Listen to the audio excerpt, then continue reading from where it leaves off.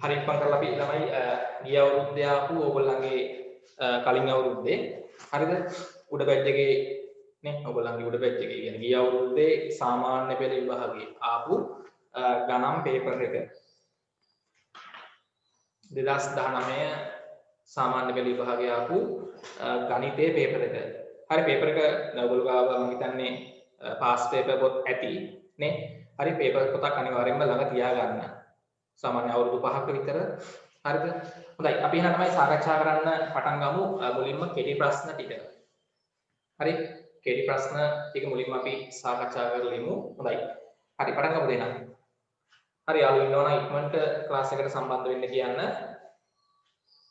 හරි 5 නම් අපි සාමාන්‍යයෙන් රෑ 8 වෙනකන් ක්ලාස් එක කරගෙන යනවා. හොඳයි.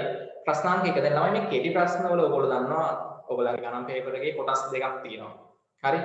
A කොටස ඊට පස්සේ B කොටසනේ. ඒ කියන්නේ කෙටි ප්‍රශ්න 25ත් එක්ක තව කොටසක් තියෙනවා අනිවාර්ය ප්‍රශ්න 5. හරිද? ගණිතයේ පේපර් එකේ ප්‍රධාන කොටස් දෙකක් තියෙනවානේ. හරිද? මේකෙත් ළමයි අනු කොටස් දෙකක් තියෙනවානේ. part A part B. හරි එක පත්‍රය ගත්තොත් මේක දෙක පත්‍රය. හරිද? ගණිතයේ පේපර් එක.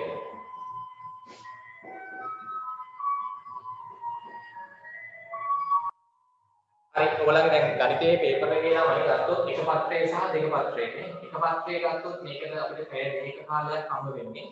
හරිද? පැය දෙකක කාලයක් හම්බ වෙන්නේ. එතකොට මේකේ තමයි A කොටස B කොටස කියලා කොටස් දෙකක් තියෙනවා. ඒ A කොටසේ තමයි කෙටි ප්‍රශ්න 25ක් එන්නේ. අහගන්න. A කොටසේ කෙටි ප්‍රශ්න 25ක් එනවා. හරිද? එතන කෙටි ප්‍රශ්න 25ට ළමයි ලකුණු දෙක ගානේ හම්බ වෙන්නේ. ලකුණු 50ක් එනවා එතකොට. මේ කෙටි ප්‍රශ්න 25 ගත්තාම ළමයි මේකේ වැඩිපුරම තියෙන්නේ 10 පන්තියේ වලින් තමයි ගොඩක්ම එන්නේ. ඊට අමතරව 9 පන්තියේවත් සම්බන්ධ වෙනවා. සාමාන්‍ය ප්‍රශ්න 5කට විතර 9 8 පන්තියේවා සම්බන්ධ වෙනවා. ප්‍රශ්න 15ක් විතර 10 පන්තියේ ගණන් පාඩම් වලින් තමයි එන්නේ. අර ඊතුරු ප්‍රශ්න පහ තමයි 11 පන්තියෙන් සම්බන්ධ වෙන්නේ. හරිද? හොඳයි. ඒකේ කෙටි ප්‍රශ්න 25ට ළමයි ලකුණු 50ක් හම්බ වෙනවා. ඔයගොල්ලෝ මේ විදිහට ගන්නවා ලකුණු දෙන විදිය. ඊට පස්සේ එක පත්‍රයේ B කොටස. මේක A කොටස මේක B කොටස. B කොටසේ ළමයි අනිවාර්ය ප්‍රශ්න පහක් තියෙනවා. නේ? අනිවාර්ය ප්‍රශ්න පහක්. ඒතර මේකට භාග ගානක් එනවා, පරිමිතිය වර්ගඵලයේ ගානක් එනවා. ඊට පස්සේ වටපස්ථාරණේ නැත්නම් ජාල රේඛය, හරි සංඛ්‍යාත බහුවර්ෂ සම්බන්ධ ප්‍රශ්නයක් එන්න පුළුවන්. ඊට පස්සේ සම්භාවිතාවෙන් එනවනේ රුක් සටහන් සහ ලක්ෂ්‍යපස්ථාර. හරි. ඊට පස්සේ කොටස් සම්බන්ධයෙන් මේ කොටස් වෙළඳපොළත් එක්ක ප්‍රශ්නයක් නිර්මාණය වෙන්න පුළුවන්. ඒ වගේ ප්‍රශ්න තමයි අනුපාත ගණන් නේ මේ අනිවාර්ය ප්‍රශ්න පහට එන්නේ. හරිද? ඒක අනිවාර්ය ප්‍රශ්නය කරන් තමයි ලකුණු 10 ගන්නෙ. ලකුණු 10 ගානේ ප්‍රශ්න පහට ලකුණු 50ක් එනවා. මේ පේපර් එකට තමයි ලකුණු දුක 100න් එන්නේ. එක පත්‍රයකට ලකුණු 100න් එන්නේ පැය දෙකක්. එතකොට මේක ඔයගලන්ට එකපාරම ලියන්න දෙනවා පැය දෙකක කාලයක්. හරිද? උත්තර ළමයි ලියන්න තියෙන්නේ ප්‍රශ්න පත්‍රයේම තමයි ඉඳ තියලා තියෙන්නේ. හරි? එක පත්‍රයේ A කොටසේ සහ B කොටසේ පිළිතුරු පේපර් එකේම ලියන්න ඉඩ තියලා තියෙන්නේ. මතක තියාගන්න. ඒක පැය දෙකක් ඔයගලන්ට දෙනවා. ඒක ඉවර කරා ඒක ඒගොල්ලෝ එකතු කරගන්නවා. ඊට පස්සේ සාමාන්‍ය විනාඩි 15ක 20ක නැත්නම් විනාඩි 30ක වගේ පොඩි ඉන්ටර්වල් එකක් තියෙනවනේ. ඉන්ටර්වල් එක තිබිලා තමයි ඔයගොල්ලන්ට දෙක පත්‍රය දෙන්නේ. රචනා පේපර් එක. හරි? ඒකේ තමයි පාර්ට් දෙකක් තියෙනවා. A කොටස සහ B කොටස. මේකේ තමයි ප්‍රශ්න 6න් අපි 5ක් තමයි කරන්න ඕනේ. A කොටසෙන් ප්‍රශ්න 5කුත් අර B කොටසේ ප්‍රශ්න 6කුත් ප්‍රශ්න 5ක් කරන්න ඕනේ. හරි? ඔයගොල්ලෝ මේ විදිහ දන්නවා. මේක තමයි එක ප්‍රශ්නයකට ලකුණු 10 ගානේ ප්‍රශ්න 5 10ක් කරනවා ලකුණු 100ක් එනවා. එතකොට අවසාන වශයෙන් ළමයි ලකුණු මේකට 100යි මේකට 100යි ඔක්කොම ලකුණු 200න් තමයි එන්නේ. 200න් ඔයගොල්ලන්ට එන ගාන ඒගොල්ලෝ කරන්නේ දෙකට බෙදනවා.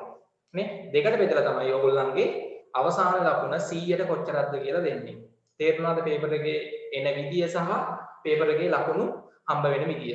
හරි දැන් මේකේ රචනා ප්‍රශ්න පහ ගත්තාම ගොඩක්ම මේකේ 11 පන්තියෙන් තමයි ප්‍රශ්න සම්බන්ධ වෙන්නේ ළමයි. 11 පන්ති පාඩම් වලින් රචනා ප්‍රශ්න 12ක් එනවනේ ඔක්කොම. රචනා ප්‍රශ්න 12න් ළමයි රචනා ප්‍රශ්න 9ක් විතර 11 පන්තියේ පාඩම් වලින් තමයි එන්නේ. මේකේ අනිවාර්ය ප්‍රශ්න 10න් 10 පන්තියෙන් තමයි වැඩිපුරම තියෙන්නේ අනිවාර්ය ප්‍රශ්න. හරි ප්‍රශ්න 4ක් විතර නැත්නම් 3ක් විතර 10 පන්තියෙන් තමයි තියෙන්නේ. හරි 11 පන්තියෙන් ගොඩක්ම එන්නේ මේ ඔයගොල්ලන්ගේ දෙක රචනා ප්‍රශ්න පත්‍රයට තමයි 11 පන්තියේ ගණිතයෙන් ප්‍රශ්න ගොඩක් එන්නේ. හරි ඒක වැදගත්. හොඳයි. පේපර් එක එන විදිහ චුට්ටක් මතක තියාගන්න. හරි. අපි එහෙනම් ළමයි දැන් සාකච්ඡා කරන්න පටන් ගමු. ගිය අවුරුද්දේ ආපු ඕඩර් විභාගයේ ගණන් පේපර් එකේ මුලින්ම KT ප්‍රශ්න ටික. හරි. හරි පේපර් එකේ එන්නේ මම හිතන්නේ මම කියලා දෙන්න අවශ්‍ය නැහැ ඔයගොල්ලෝ දන්නවා. මේ ටර්ම් ටෙස්ට් වලට ඔයගොල්ලෝ පේපර්ස් දීපුවා නේද? හරි. සාලකුණු කොහොම විදිහට දැනගන්නත් ඕනේ. හොඳයි. හරි අපි ඉස්සෙල්ලාම බලමු ප්‍රශ්නාංක 1 ඉක්මන් කරන්න. හරි මට ඉක්මනට කරගෙන යනවා රෙකෝඩින් එක උනත් ආයෙ බැලුවේ හැකිනේ. ආනයනය කරන ලද කිසියම් භාණ්ඩයක් සඳහා 9%ක තීරු බද්දක් අය කරනු ලැබේ. මෙම භාණ්ඩයේ වටිනාකම රුපියල් හරිද 6000ක් නම් ගෙවිය යුතු තීරු බදු මුදල සොයන්න. ඒ කියන්නේ ළමයි අපි ආනයනය හරිද පිටරටින් භාණ්ඩයක් මෙහාට ගෙද්දී මේ රජය මොකද කරන්නේ? බදු අය කරනවානේ තීරු බදු. තීරු බදු ප්‍රතිශතය ළමයි 109 ප්‍රශ්නාංක 1. මේක තමයි හදන පියවර ඉතාමත් වැදගත්. පෙර ප්‍රශ්න හදද්දී පියවර තියෙන්න ඕනේ. ඒතර රුපියල් 6000ක භාණ්ඩයකින් අය කරන තීරු බදු මුදල මොකද කරන්න ඕනේ? 6000 න් අපි දන්නවා 100ට නම් 9යි නේ. එහෙනම් 6000ට කොච්චරද බලන්න. 6000 100ට 9ෙන් වැඩි කරන්න. හරි මම හදාගන්න. හරිද තීරු බදු මුදල. ඔගේ ළමයි මේ විස්තර ලියන්න යන්න එපා. හරිද? කෙලින්ම උත්තරේ හදන පියවර ලියලා උත්තරේ ගත්තා නම් හරි. හරි මේකේ වෙනම තීරු බදු මුදල සමානයි ඒවා ලියන්න යන්න ඕනේ. හදන පියවර තියෙන්න ඕනේ සහ අවසාන උත්තරේ තියෙන්න ඕනේ. හරි උත්තර කීයන්නේ? රුපියල් 6000 වැඩි කරන්න 109. හරි තීරු බදු මුදල සමානයි 6000 109 වැඩි කරන්න. 100කට 9ක් නම් 6000කට කොච්චරද? එතන බිංදු දෙකට බිංදු දෙකක් කැපෙනවා 60 වරක් 9 රුපියල් 30. 60 වරක් 9 9 වරක් 54යි රුපියල් 540යි. අටවර මාත් එක්කම හදුණු ප්‍රශ්නාංක 2. සාධක සොයන්න. හරි ඉක්මනට කරගෙන යමු. x වර්ග ධන 3x ඍණ 10. හරිද? දැන් මේක දැක්ක ගමන් ඕගොල්ලන්ට පේනවා සාධක හොයන්න තියෙන මේවා ඕගොල්ලෝ 9 පන්ති ඉගෙන ගන්නවා. හරිද? ත්‍රිපද වර්ගජ ප්‍රකාශනයක් නේ. ත්‍රිපද වර්ගජ ප්‍රකාශනයක් සාධක දෙකකට වෙන් කරන විදිය මතක ඇති. කොහොමද කරන්න ළමයි? අපි කරන්නේ මේකේ අර වර්ග පදය අග පදයෙන් වැඩි කරලා පැත්තකින් ලියා ගන්නවා මතකද? වර්ග පදය අග පදයෙන් වැඩි කරාම x වර්ගයේ ඍණ 10න් වැඩි කරාම ඍණ 10 වතාවක් x වර්ගය. ඒක යටි ලියා ගන්නවා මැද පදේ. එතනයි පද තුනකින් තියෙන ත්‍රිපද වර්ගජ ප්‍රකාශනය. ත්‍රිපද කියන්නේ පද තුනයි තියෙන්නේ. වර්ග පදයක් තියෙන වර්ගජ වේදීය ප්‍රකාශනය. අපි මේක පද හතරක් ලෙස ලියා ගන්න හදන්නේ. පද හතරක් ලෙස ලියද්දී මේ මැද පදයේ වෙනුවට ගැළපෙන පද දෙකක් අපි ලියන්න ඕනේ. වර්ග පදේ තියෙනවා අග පදේ තියෙනවා. අර මැද පදයේ වෙනුවට ගැළපෙන පද දෙක අපි හොයාගන්නේ මෙහෙමයි. x වර්ග පදේ මේ වර්ග පදය අග පදයෙන් වැඩි කරලා ලියා ගන්න පැත්තකින්. මැද පදේ ඊට යටි ලියා ගන්න. අර ගැළපෙන පද දෙක මොකක් වෙන්න ඕනේද? ඒ දෙක ගුණ කරාම මෙයාව එන්න ඕනේ. ඒ දෙක එකතු කරාම මෙයාව එන්න ඕනේ. නේ? දැන් ගුණ කරාම ඍණ එනවා කියන්නේ එක්කෙනෙක් ධන එක්කෙනෙක් ඍණනේ. එකතු කරාම ඍණ ධන ඉන්න නම් ලොක්ක ධන වෙන්න ඕනේ. එහෙනම් මෙතන අපි දන්නවා 5යි 2යි එන්න ඕනේ. 5 2 10යි 5යි 2යි අපිට සුළු කරලා 3ක් ගන්න පුළුවන්. ඒ කියන්නේ ධන 5යි x ඍණ 2යි x. ඔන්න ඔය ගැළපෙන පදේ හොයාගෙන x වර්ග පදේ කොහොම ලියුවා 5යි x ලියන්නේ ඊට පස්සේ ඍණ 2යි x ලියන්නේ. 5යි x ඍණ 2යි x සුළු වුණාම 3යි x වෙනවා. ඊට පස්සේ ඍණ 10 ලියන්න ඕනේ. දැන් මේ පද හතරක් ආව මේකේ පද දෙක බැගින් ගන්න සාධක වෙන කරන්න. x වර්ගයයි 5යි x පොදු කවුද x. x වර්ගයෙන් x එකක් ගත්තාම x එකක් ඉතුරුයි. 5යි x කින් x ගත්තාම 5ක් ඉතුරුයි. මෙතන තමයි අපි ගත්තොත් කවුද පොදු? ඍණ දෙකක් පොදුයි මේ දෙන්නට. නේ ඍණ දෙකක් ගත්තොත් මෙතන ඍණ දෙක ගත්තාම x ඉතුරුයි. මෙතන ඍණයි ධන වෙලා 10 දෙකේ ඒවා පහක් වෙන්නේ. මේකම තමයි අපි දැන්වත් දෙන්නේ. මේක වරහන් ටිකක් කරාම මේක එන්නත් ඕනේ. මතකයිද? දැන් අපි ආයෙ කරන්න x ධන 5 x ධන 5 ආයෙ පොදුයි. x ධන 5 ඊට ගත්තාම මෙතන ඉතුරු වෙනවා x එකක් මෙතන ඉතුරු වෙනවා ඍණ දෙකක්. මෙන්න සාධක දෙක. හරි ඉක්මනට වෙන් කරන්න.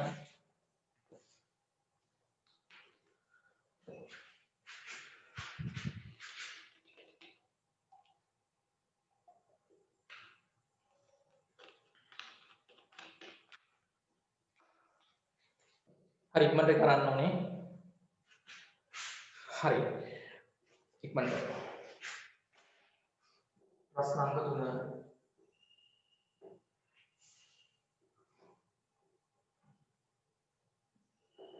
හරි මේක තමයි තියෙන්නේ ත්‍රිකෝණයක්. නේ ත්‍රිකෝණයක අභ්‍යන්තර කෝණ තුනේ එකතුව අංශක 180යි. ඔව් මේකේ තමයි හොයන්න ඕනේ x කෝණය අගය. ඉතින් මේක ලේසි අපිට ප්‍රශ්නාංක බලන්න ත්‍රිකෝණයක අභ්‍යන්තර කෝණ තුනේ එකතුව නේ 180යි කියන්නේ මේ කෝණ x මේ කෝණ x. හරිද? ඉතින් අපිට කරන්න තියෙන්නේ මේ කෝණ තුනේ එකතුව x ධන 100 සමාන කරන්න පුළුවන් 180ට. නේ අංශක 180ට සමාන කරන්න පුළුවන්. ඒ කෝණයක අභ්‍යන්තර කෝණ තුනේ එකතුව. එතකොට මෙතන x ධන x 2යි x ධන 100. හරිද? මෙතන 180ට සමානයි. 100 මේ පැත්තට එද්දී ඕගොල්ලෝ දන්නවා ඍණ වෙනවා නේ. 180 ඍණ 100. මේ පැත්තේ 2x ඉතුරුයි. ඊට පස්සේ මෙතන 2x සමානයි 180 න් 100 ගියාම 80යි. එතන දෙපැත්තම ළමයි දෙකෙන් බෙදන්නේ. දෙපැත්තම දෙකෙන් බෙදන්නේ. එතකොට x වලගේ කීයද එන්නේ? 42කින් ගැපුවාම මේ 82කින් ගැපුවාම x අංශක 40ක් කියලා එන්නේ. හරි. ඉස්සලාම ඉඳලා සමීකරණය ලියාගන්න පුළුවන්. නැත්නම් 180 න් 100 අඩු කරාම එන්නේ මේ කෝණ දෙකේ යගෙන්නේ. ඒක දෙකට බෙදුවත් හරි. හරි 180 න් අර 100 අඩු කරලා ත්‍රිකෝණයක අභ්‍යන්තර කෝණ තුනේ එකතුව 180ක් වෙනවනේ නේ. 180 න් මේ කෝණය අඩු කරලා එනාගේ දෙකට බෙදන්න. හරි ඒත් හරි. නැත්නම් මෙතන කෝණ තුනේ එකතුව අපි දන්නවා 180ට සමාන වෙන්න ඕනේ නේ. ඔව්. කෝණ තුනේ එකතුව 180ට සමාන කරලා සමීකරණයක් ලියුවා x 2x ධන 100 මේ පැත්තට අරන් යද්දී ඍණ 100 වෙනවා. ලකුණ මාරු වෙනවන්නේ. හරිද? සමීකරණයක පදයක් එක පැත්තකින් ඉඳන් අනිත් පැත්තට අරන් යද්දී ලකුණ මාරු වෙනවා. ඒක මතක තියෙන්න ඕනේ. 180යි ඍණ 100යි 80ක් වෙනවා. 180න් 100ක් අඩු වුණාම 2x නේ. x වලගේ තනි කරගත්තේ දෙකෙන් බෙදන්න වෙනවා. ಗುಣ වෙලා නැදීන්නේ x දෙකකින්. එතකොට x වලගේ අංශක 40යි. ප්‍රශ්නාංක 4. ප්‍රශ්නාංක 4 ලඝු දෙකේ පාදයට a වල අගය 5ක් බව දී ඇතනම් a යි අගය දෙකෙහි බලයක් ලෙස ලියන්නලු. හරි. ප්‍රශ්නාංක 4. ලඝු හරි මෙහෙමයි තියෙන්නේ. දෙකේ පාදයට a සමානයි 5යි.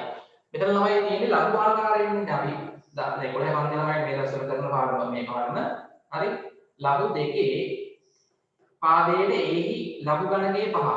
දැන් මේ ලඝු ආකාරයේදී ඔයගොල්ලෝ දන්නවා මෙතන තියෙන්නේ පාදය. මෙතන තියෙන්නේ සංඛ්‍යාව. මෙතන තියෙන්නේ දර්ශකය. නැත්නම් ලඝු ගණකය. මේක දර්ශකාකාරයේදී පාදය 2යි දර්ශකය 5 සමානයි සංඛ්‍යාව 1. නේ? මතකයි? හරිද? මේ ලඝු ආකාරයෙන් තියෙන එක දර්ශක ආකාරයෙන් ලියුවාම එන එක. අපිට දර්ශක ආකාරයෙන් තියෙන එකක් ලඝු ආකාරයෙන් ලියන්න පුළුවන්. ලඝු ආකාරයෙන් තියෙන එකක් දර්ශක ආකාරයෙන් ලියන්න පුළුවන්. ලඝු ආකාරයේදී මෙතන තියෙන්නේ පාදය.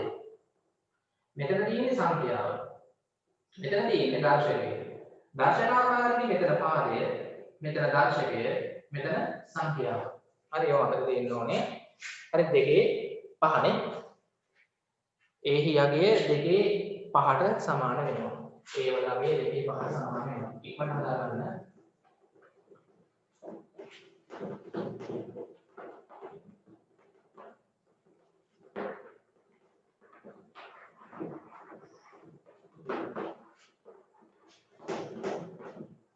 හරි ප්‍රශ්නාංක 5.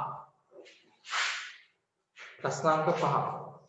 මිනිත්තුවට ලීටර 60ක ශ්‍රීකතාවයෙන් ජලය ගලා එන නලයකින් ධාරිතාවයේ ලීටර 420ක් වූ ටැංකියක් පිරවීමට ගතවන කාලය. හරි මේ ප්‍රශ්න තමයි සාමාන්‍ය දෙන්නේ. මෙන්න තමයි හෝස් එකක් තියෙනවා බටේ. මේ බටේ දිගේ සෑම මිනිත්තුවකටම මේ මිනිත්තුවකට වතුර එනවා ලීටර 60ක් එළියට. මෙන්න අපි පුරවන ටැංකිය. මේ ටැංකිය හිස් මුලින්ම මේ හෝස් එකෙන් එන වතුරෙන් මේ ටැංකිය පුරවන්න කොච්චර කාලයක් ගත වෙනවද කියලා අහලා තියෙන්නේ මිනිත්තු වලින්. මේ ටැංකියේ ළමයි ධාරිතාවය කටමට්ටමටම පුරවන්න ලීටර 420ක් ඕනේ. ඒ කියන්නේ මේ හෝස් එකෙන් ළමයි වතුර ලීටර 420ක් එන්නේ නේ ධාරිතාවය 420යි. එහෙනම් අපිට කියන්න මේ හෝස් එකෙන් මිනිත්තුවකට ලීටර 60 ගානේ එළියට එනවා නම් ඒ එළියට එන වතුර මේක පිරෙනවානේ කොහොමද එනවා කියන එක. මට කියන්න ලීටර 420ක් එන්න ඕනේ සම්පූර්ණයෙන්ම පිරෙන්න. එහෙනම් මට කියන්න මිනිත්තු ලීටර් 60 ගානේ ලීටර් 420ක් වෙන්න කොච්චර කාලයක් ගත වෙනවද? 420 60 බෙදන්න. හරි 420 60 බෙදන්න. කීයද එන්නේ? 420 60 බෙදන්න ඉක්මනට. ඈ එතන මෙලද්දී බිඳුව බිඳුවක් හැදෙනවා 42කට 6 ඒවා 7යි. ඒ කියන්නේ තමයි මිනිත්තු 4ක් ගත වෙනවා. හරිද? මේක වැලකට අරන් ලියන්නේ මේ කෙටි ප්‍රශ්න වල ඈ. සමහර ළමයි වගන්ති ලියනවා. වගන්ති එහෙම ලියන්න එපා. බොරුවට වෙලාව යනවනේ අපරාධය. හරි? මේ පියවර තියෙන්න ඕනේ. මේ උත්තරේ තියෙන්න ඕනේ. දැන් උත්තරේ වැරදිලා පියවර තිබ්බොත් සාමාන්‍යයෙන් ලකුණු එකක් දෙනවා අපි පේපර්ස් බලද්දී. හරිද? මේ පියවර තිබ්බ ගෙනිතන්නකො 420 බෙදීම 60යි කියලා තියෙනවා ගානේ. හදපු ළමයෙක්ගේ. බෑ උත්තරේ මෙතන වැරදි. මිනිත්තු 7 නෙමෙයි මිනිත්තු වෙන එකක් දාලා තියෙන්නේ. එතකොට ළමයි අපි මේකට වැරදි උත්තරේ වැරදි වුණාට මේ පියවර හරියනේ. ලකුණක් දෙනවා. උත්තරෙත් හරිනම් ලකුණු දෙකම හම්බ වෙනවා. හරි කෙටි ප්‍රශ්න වල එහෙමයි බලන්න. හරි ඊට පස්සේ ප්‍රශ්න අංක 6 ඉක්මන් කරන්න. ප්‍රශ්න අංක 6. ප්‍රශ්න අංක 6 ඒකේ ළමයි බලන්න රූප සටහනක් තියෙනවා මෙහෙම. වෘතයක් තියෙනවා නේ. වෘතයක් තියෙනවා ඒකේ. හරි මේ රූප ඕගොල්ලෝ අඳින්න අවශ්‍ය නැහැ. පේපර් එකේ කරත් විභාගෙදී. හරිද? එතන බලන්න ත්‍රිකෝණ කිහිපයක් තියෙනවා නේ. මේ වගේ වෘතය තුල පිළිගන ජ්‍යාමිතිය ප්‍රශ්නයක් නේ. හරි මේ විදිහට අපිට ගාන දීලා තියෙන්නේ හොඳට බලන්න. හරි මෙතන D මේ ලක්ෂ්‍ය D. මේ ලක්ෂ්‍ය A. මෙතන කෝණය x අංශක. හරි මෙතන කෝණය අංශක 30යි. මෙතන සම්පූර්ණ කෝණය ළමයි 100යි. සම්පූර්ණ කෝණය 100යි. මෙතන ලක්ෂ්‍ය B මේක C. ඔන්න රූප සටහන. රූපයේ දැක්වෙන වෘත්තය මත A, B, C හා D ලක්ෂ්‍ය පිහිටා ඇත. වෘත්තයේ මත ලක්ෂ්‍ය 4ක් පිහිටලා තියෙනවා. ABC කෝණය අංශක 100ද CAB කෝණය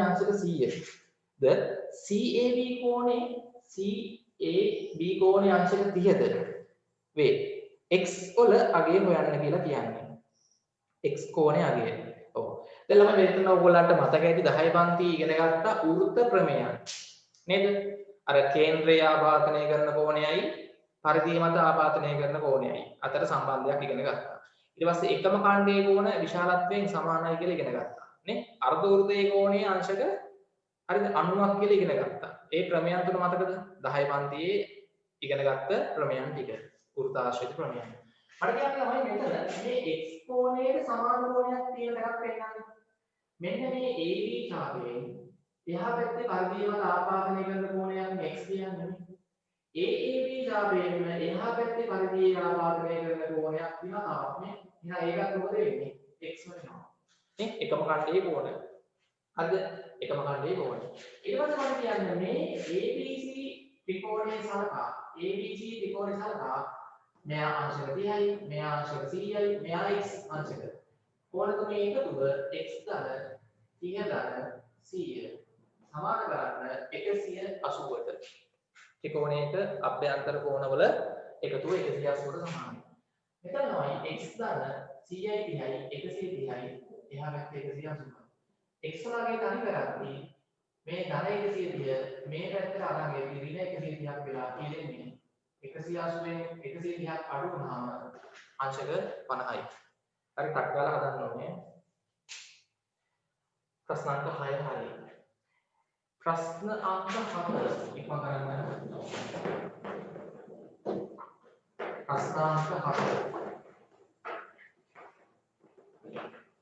අයවයි පරිගණක තමයි කරා යනවා ඔයාලා තමයි පාරක් වුණා රෙකෝඩින් කරලා බැලුවේ නැති. නැත්නම් අපිට වෙලාවක් තියෙනවා පැයකට සාකච්ඡා කරන්න බැහැ නැත්නම්. හරිද? ප්‍රශ්න අංක 7. ඝන ඍජු වෘත්ත සිලින්ඩරයක පතුලේ අරය සෙන්ටිමීටර් 7ක් වේ. ඝන ඍජු ඒ කියන්නේ ඇතුළේ පිරලා තියෙන ඍජු වෘත්ත සිලින්ඩරයක පතුලේ අරය සෙන්ටිමීටර් 7යි සිලින්ඩරයක. එහි උස නේ r සෙන්ටිමීටර් 7යි උස h කියන එක සෙන්ටිමීටර් 10ක් වේ. සිලින්ඩරයේ වක්‍ර පෘෂ්ඨයේ වර්ගඵලය හොයන්න ෆයි වලගේ 7න් 22යි කියලා ගන්නලු නේ. එහෙමයි ගන්න කියන්නේ. ඔව්. ඉතින් ඔයගොල්ලන්ට ළමයි මේ පේපර් එකේ හරිද මතක තියාගන්න ඕනේ නේ දීලා තියෙනවානේ. පේපර් එකේ උඩම දීලා තියෙනවා අරය r ඒ කියන්නේ ප්‍රශ්න අංක 1 පටන් ගන්න තැනට උඩින් අරය R සහ උස H වූ ඍජු වෘත්ත සිලින්ඩරයක වක්‍ර පෘෂ්ඨයේ වර්ගඵලය හොයන සූත්‍රය. සමහර අයට මතක නැහැ නේ. ඔව්. තමයි සිලින්ඩරයක් ගත්තොත් මේකේ තියෙනවා වෘත්තාකාර පෘෂ්ඨ දෙකක්. වෘත්තාකාර පෘෂ්ඨ දෙකක් තියෙනවානේ ඝන සිලින්ඩරයක් නේ.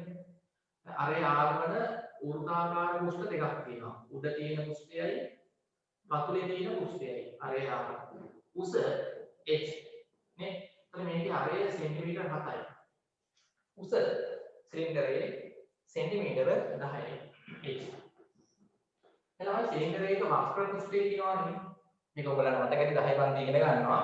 මේක අපි ඔබ වක්‍ර පෘෂ්ඨයෙන් කපාගෙන ගිහිල්ලා දිග ඇරියොත් මොකක්ද වෙන්නේ? ඍජු කෝණාශ්‍රයක් එන්නේ. ඍජු කෝණාශ්‍රයක් එන්නේ මතකද? මේ වක්‍ර පෘෂ්ඨය දිග ඇරියාම මේකේ ඍජු කෝණාශ්‍රයක් නේ. මෙහෙම කපාගෙන ගිහිල්ලා මේ වක්‍ර පෘෂ්ඨය දිග ඇරියාම ඍජු කෝණාශ්‍රයක් එන්නේ වගේ. ඒකේ පළලට එන්නේ ළමයි H. මේකම තමයි එතනට එන්නේ. මේකේ දිගට මෙන්න මේ වක්‍රයේ දිග ඇරෙන්නේ වෘත්තාකාර ප්‍රමාණය. වෘත්තයේ පරිධිය තමයි කැපුවාම මේක දිග ඇරෙන්නේ වක්‍ර පෘෂ්ඨයේ. ඒත් මේකේ දිගට එනවා වෘත්තයක පරිධිය 2πr. මේ වෘත්තයේ පරිධිය. තමයි මේක වහම කපලා දිග ඇරියාම එන්නේ. ඒක තේරුණාද? නේ? ඒකම මේ වගේ සිලින්ඩරයක් තියෙනවා. හිතන්න මෙන්න සිලින්ඩරය. කොහොම බලන්නේ? හරිද? මේක සිලින්ඩරය. මේක වහම කපලා ළමයි මේ වක්‍ර පෘෂ්ඨනේ මේ වටේ තියෙන්නේ නේ. ඔබ දිග ඇරියාම එන්නේ මොකද්ද මේ ඍජු කෝණාශ්‍රය.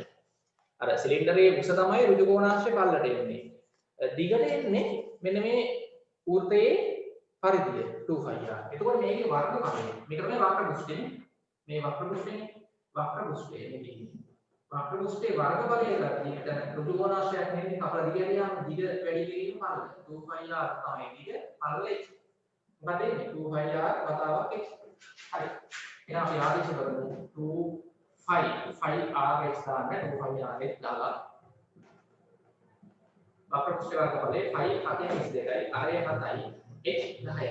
එතන අරය වගේ වගේ වෙන්නේ 4 7 1යි 4 7 1යි. දෙවරක් 22 44යි. වතාවක් 10 කියන්නේ අන් 440යි වර්ග සෙන්ටිමීටර. වර්ගඵලය 440යි වර්ග සෙන්ටිමීටර. ඉක්මනට හදා ගන්න. මුළු පෘෂ්ඨ වර්ගඵලය වුත් මොකද්ද කරන්න ඕනේ? ඔය වක්‍ර පෘෂ්ඨ වර්ගඵලයට එකතු කරන්න ඕනේ මෙන්න මේ උඩ තියෙන වෘත්තාකාර මූලකයේ වර්ගඵලයයි. යට තියෙන වෘත්තාකාර මූලකයේ වර්ගඵලයයි. උඩ වෘත්තාකාර මූලකයේ වර්ගඵලය πr වර්ග. යට එකේ ඒ වගේමයි πr වර්ග. එකක අගය වල දෙකකින් වැඩි කරත් හරිනේ. එකක අගය πr වර්ග වෙලා දෙකකින් වැඩි කරන්න. 2πr වර්ග. ඔය එන්නේ තමයි වෘත්තාකාර මූලක දෙකේ වර්ගඵලය. ඊට වක්‍ර පෘෂ්ඨයේ වර්ගඵලය 2πrh.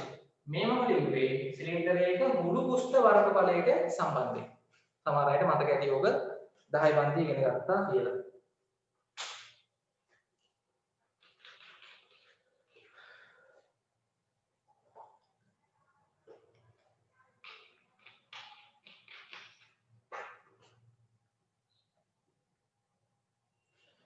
හරි ඉක්මන් කරන්න. හොඳයි. ප්‍රශ්න අංක 8 මම රූපය අඳින්නම්.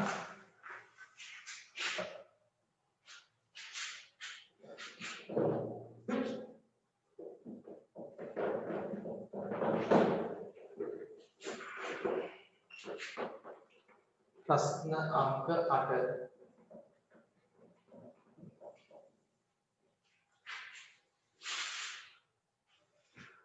හරි. ඒක ළමයි තියෙන්නේ රූපයේ AB මගින් දැක්වෙන සරල රේඛාවේ අනුක්‍රමණය හොයන්න. මේක තමයි සරල රේඛාවක් තියෙනවා මේ තියෙන y අක්ෂය. හරි. එතන මේ තියෙන්නේ x අක්ෂය. y අක්ෂය මේ මුල් අක්ෂය මෙතන අක්ෂ දෙක හැපෙන තැන. ඔව්. දැන් මේකේ තමයි සරල රේඛාව අපිට දීලා තියෙනවා. හරි බලන්න. හරි සරල රේඛාවක සමීකරණය ඕගොල්ලෝ දන්නවා y සමානයි mx ධන c සාමාන්‍ය සරල රේඛාවක සමීකරණය පිළිගුවොත් ලියන සාධාරණ විදිය y සමානයි mx ධන c. m කියන්නේ සරල රේඛාවේ අනුක්‍රමණය. c කියන්නේ අන්තක්ඛණ්ඩය. අන්තක්ඛණ්ඩය කියන්නේ ළමයි මේ සරල රේඛාව y අක්ෂයේ කැපෙන තැන y අගය තමයි අන්තක්ඛණ්ඩයට එන්නේ. ඔව් මේක නම් අන්තක්ඛණ්ඩය කීයද ළමයි? මේකේ අන්තක්ඛණ්ඩ කෙලිම කීයද? දෙකයි නේ. මෙතන දෙක තියෙන්නේ. හරි මේ සරල රේඛාවේ අපි සමීකරණ ලියුවොත් y = m අනුක්‍රමණය තාම කියුවේ නෑනේ. mx අන්තර්කණ්ඩේ c2යි. හරි මේකේ අන්තර්කණ්ඩේ 2යි කියලා වුණා ලියා ගන්න. හරිද මෙතන හරි බිඳුව 1 2 නේ කොහොම ගිහිල්ලා අපිට කියන්නේ මෙතනට එද්දී කීයද? මෙතන කණ්ඩායම දිනවා මෙතන 4. හරි y කණ්ඩායමේ 4ක් වෙද්දී x කණ්ඩායමේ කීයද? 1යිනේ. සරල රේඛාව මත ලක්ෂ්‍ය අපිට ගන්න පුළුවන්. y කණ්ඩායමේ 6ක් වෙද්දී මෙතන x කණ්ඩායමේ කීයද? 2යිනේ. ඔව්. ඔය විදිහට තියෙන්නේ. ඔන්න ඔය AB සරල රේඛාවේ මෙන්න මේ AB සරල රේඛාවේ අනුක්‍රමණය හොයන්න කියනවා. දැන් ළමයි මේක හදන්න පුළුවන් ඔයගොල්ලෝ දන්නවා ක්‍රම දෙකක් තියෙනවා. පළවෙනි ක්‍රමේ තමයි සරල රේඛාවක අනුක්‍රමණය වර්ගය ඔයගොල්ලෝ දන්නවා. සරල රේඛාව මත පිහිටි ලක්ෂ්‍ය දෙකක ඛණ්ඩාංක දන්නවනම්.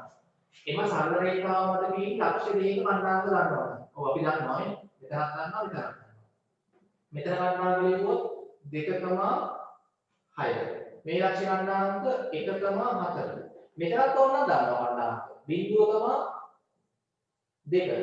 ලක්ෂ්‍ය දෙකක ඛණ්ඩාංක දන්නවා නම් ප්‍රමාණවත් අනුක්‍රමණය හෙව්වේ ඇති. මතකද අනුක්‍රමණය හොයන ක්‍රමය. සරල රේඛාව මත ලක්ෂ්‍ය දෙකක ඛණ්ඩාංක දන්නවා නම් y ඛණ්ඩාංක වෙනස. y ඛණ්ඩාංක වෙනස කියන්නේ මේ ලක්ෂ්‍ය දෙකේ y ඛණ්ඩාංක වෙනස. නේ 6 ඍණ 4. බෙදන්න ඕනේ එම ලක්ෂ්‍ය දෙකේ x ඛණ්ඩාංක වෙනසෙන් 2 ඍණ 1කින්. එතකොට එන්නේ 6 ඍණ 4 2යි 2 ඍණ 1 1යි 2 බෙදීම 1 2යි අනුක්‍රමණය 2යි අනුක්‍රමණය 2යි හරිද අනුක්‍රමණය දෙකක් ලෙස එන්නේ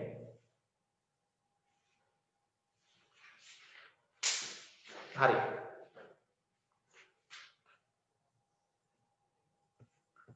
ඉක්මන් කරන්න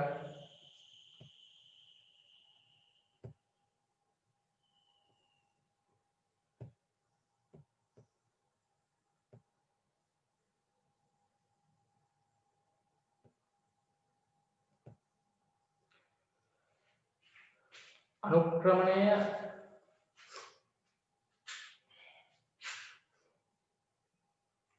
දෙකයි ඉක්මන් කරන්න හරිද ඔව් ඒ විදිහට හරියන්නේ එහෙම නැත්තම් ළමයි ඔය මේ මතක තියාගන්න නැත්තම් කමක් නැහැ මතකයිනේ එහෙම නැත්තම් ළමයි දැන් අපි මේ සරල රේඛාවේ සමීකරණය වෙන්නේ y = mx අන්තර්කණ්ඩ දන්නවනේ අන්තර්කණ්ඩ කියන්නේ සරල රේඛාව y අක්ෂයේ කැපෙන තැන y අක්ෂය ඒකින්ද අපිට y = mx ධන 2යි කියලා ලියුවේකි සරල රේඛාවේ සමීකරණය අනුක්‍රමණය දන්නේ නැහැ ඊට පස්සේ මේ අනුක්‍රමණය හොයන්න තව ක්‍රමයක් පුළුවන් ළමයි සරල රේඛාව මත පිහිටි සරල රේඛාව මත පිහිටි මේ ලක්ෂයක x ඛණ්ඩාංකයයි y ඛණ්ඩාංකයයි මේ xයි yයි ආදේශ කරන්න පුළුවන්.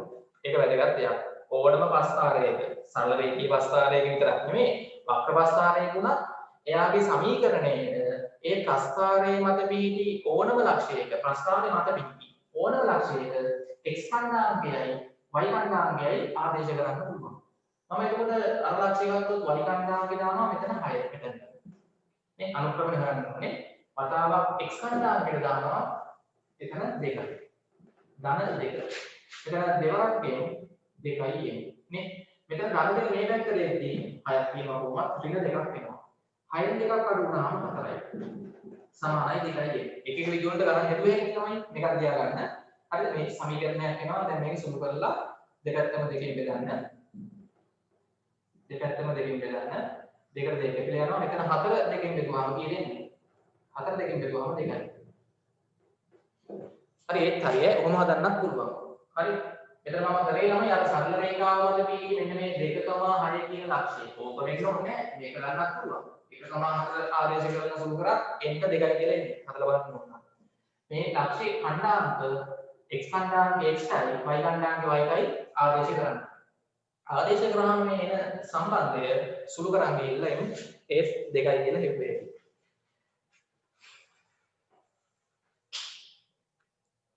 හරි ඉක්මන් කරන්න.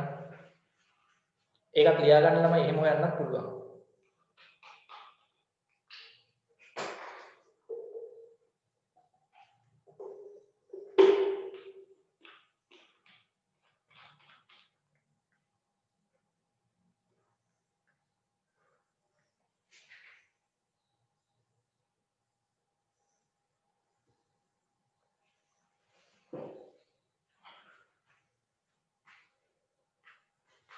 හරිද? ඉක්මන් කරන්න. හරි. ඊළඟට තක්ගාලෙමු ප්‍රශ්නාංක 9. ප්‍රශ්නාංක 9. හරි. ඒක තමයි තියෙන්නේ සුළු කරන්න වීජීය භාග දෙකක් බෙදන්න තියෙන්නේ. වීජීය භාග දෙකක් බෙදන්න තියෙන්නේ. ඉක්මන් කරන්න. ස්පීඩ් ලියන්න. ලියනවා. හරි වැරදි මාර්ක් කරගන්න.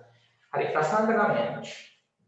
සාමාන්‍යයෙන් ඔයගොල්ලෝ අඩුම තරමින් පේපර්ස් දෙකක් කරන්න 2019 පේපර් එකයි 18 පේපර් එකයි ඒත් ඇති හරි මේ ලබන මාසය ඇතුළත ඒක කරගන්න ඕනේ හරි මම සාකච්ඡා කරලා දෙන්න පුළුවන් තරම් ප්‍රශ්න AX බෙදීම දෙක බෙදීම මෙන්න මේ AX යට දෙක තියෙන ගීජීය භාගය බෙදන්න ඕනේ 3යි A යට 4යි X තියෙන ගීජීය භාගයෙන් නේ ඔව් එතකොට තමයි මේක අපි දන්නවා සාමාන්‍ය භාග දෙකක් බෙදෙන විදිහටම තමයි වීජීය භාග බෙදන්නේ නේ සාමාන්‍ය භාග දෙකක් බෙදෙන විදිහටම තමයි වීජීය භාග බෙදන්නේ ඊට අපි දන්නවා පළවෙනි භාගයේ එන්නම ලියා ගන්න ඕනේ x යට 2 a වතාවක් x යට 2 බෙදීම අපි මොකක් කරනවද දැන් වැඩි කිරීමක් ලෙස ලියා ගන්නවා මතකයිනේ ඊට පස්සේ තියෙන භාගේ උඩ යට මාරු කරන්න ඕනේ පරස්පරය මතකද ඔව් 4යි x කියන ගොඩට ලියන්න 3යි a කියන එක යට ලියන්න.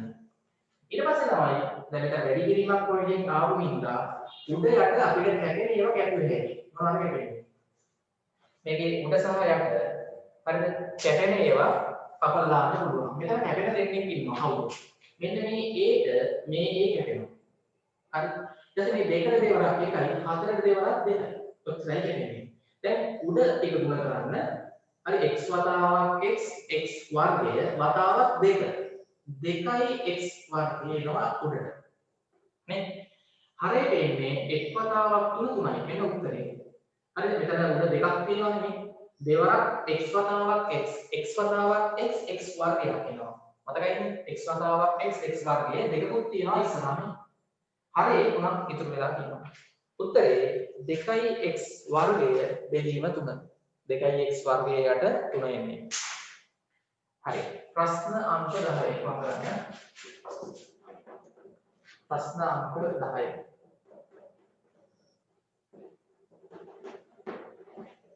ප්‍රශ්න අංක 10 ඉක්මන් කරන්න.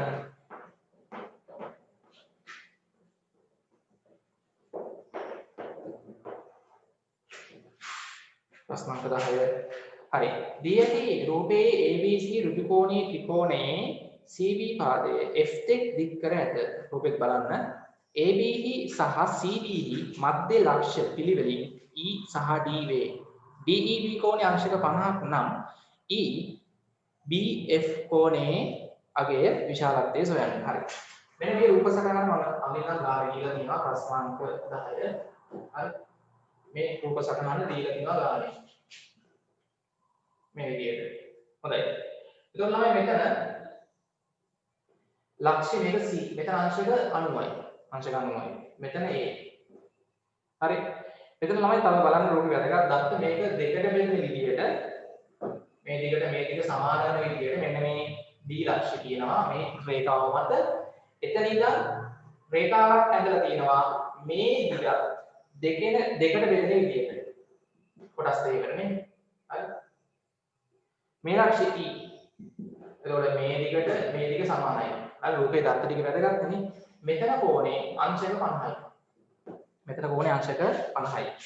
හරිනේ. හොඳයි. දියට රූපේ ABC ඍජුකෝණී ත්‍රිකෝණයේ CB පාදයේ F එක් දික් කර ඇත. CB මෙන්න. CB පාදය මෙන්න මේ F එක් දික් කර ඇත. AB සහ CB මධ්‍ය ලක්ෂ්‍ය. හරිද? මෙතන තියෙන්නේ B නේ. AB මධ්‍ය ලක්ෂ්‍යය සහ CB මධ්‍ය ලක්ෂ්‍යය පිළිවෙලින් E සහ D වේ. හරි. මධ්‍ය ලක්ෂ්‍ය දෙකක් වැදගත්. හොඳයි. දැන් ළමයි ඕගොල්ලන්ට මතකද මධ්‍ය ලක්ෂ්‍ය ප්‍රමේයනේ. මධ්‍ය ලක්ෂ්‍ය ප්‍රමේයයෙන් අපි කියන්නේ ළමයි ත්‍රිකෝණයක පාද දෙක මධ්‍ය ලක්ෂ්‍ය යා කරන රේඛා. මතකද මොකක්ද වෙන්නේ? ත්‍රිකෝණයක පාද දෙක මධ්‍ය ලක්ෂ්‍ය යා කරන රේඛා. මධ්‍ය ලක්ෂ්‍ය දෙක යා කරන රේඛා මොකද වෙන්නේ? ත්‍රිකෝණයක ඕනම පාද දෙක මධ්‍ය ලක්ෂ්‍ය තෝරගෙන මේ ඒ දෙක යා කරනා වෙන රේඛාව ඉතිරි පාදයට සමාන්තර වෙනවා. ඉතිරි පාදයේ දිගින් හරි අඩකට සමානක් වෙනවා. අන්න මධ්‍යලක්ෂණ ප්‍රමේය. ඉතින් ළමයි මෙතන මොකක්ද වෙලා තියෙන්නේ?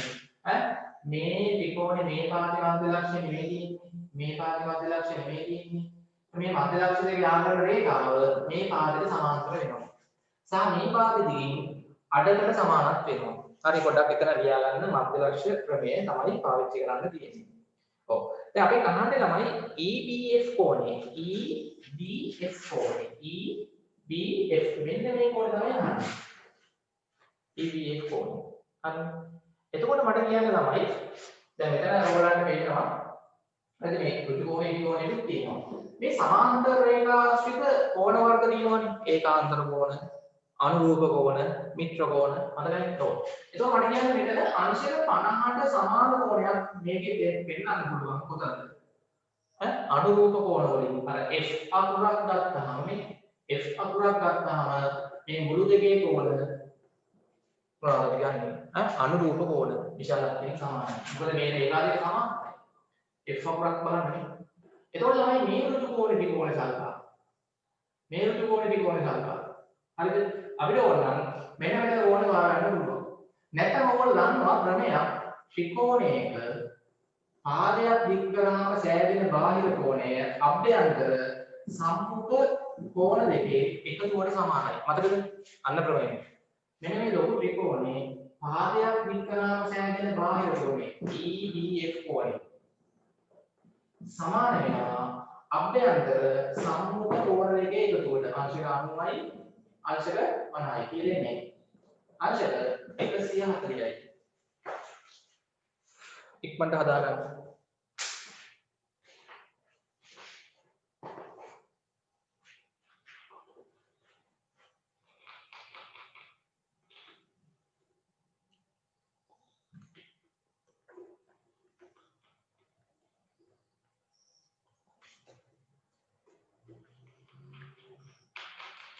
හරි.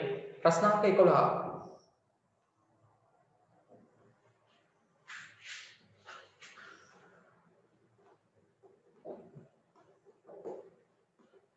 ප්‍රශ්න අංක 11.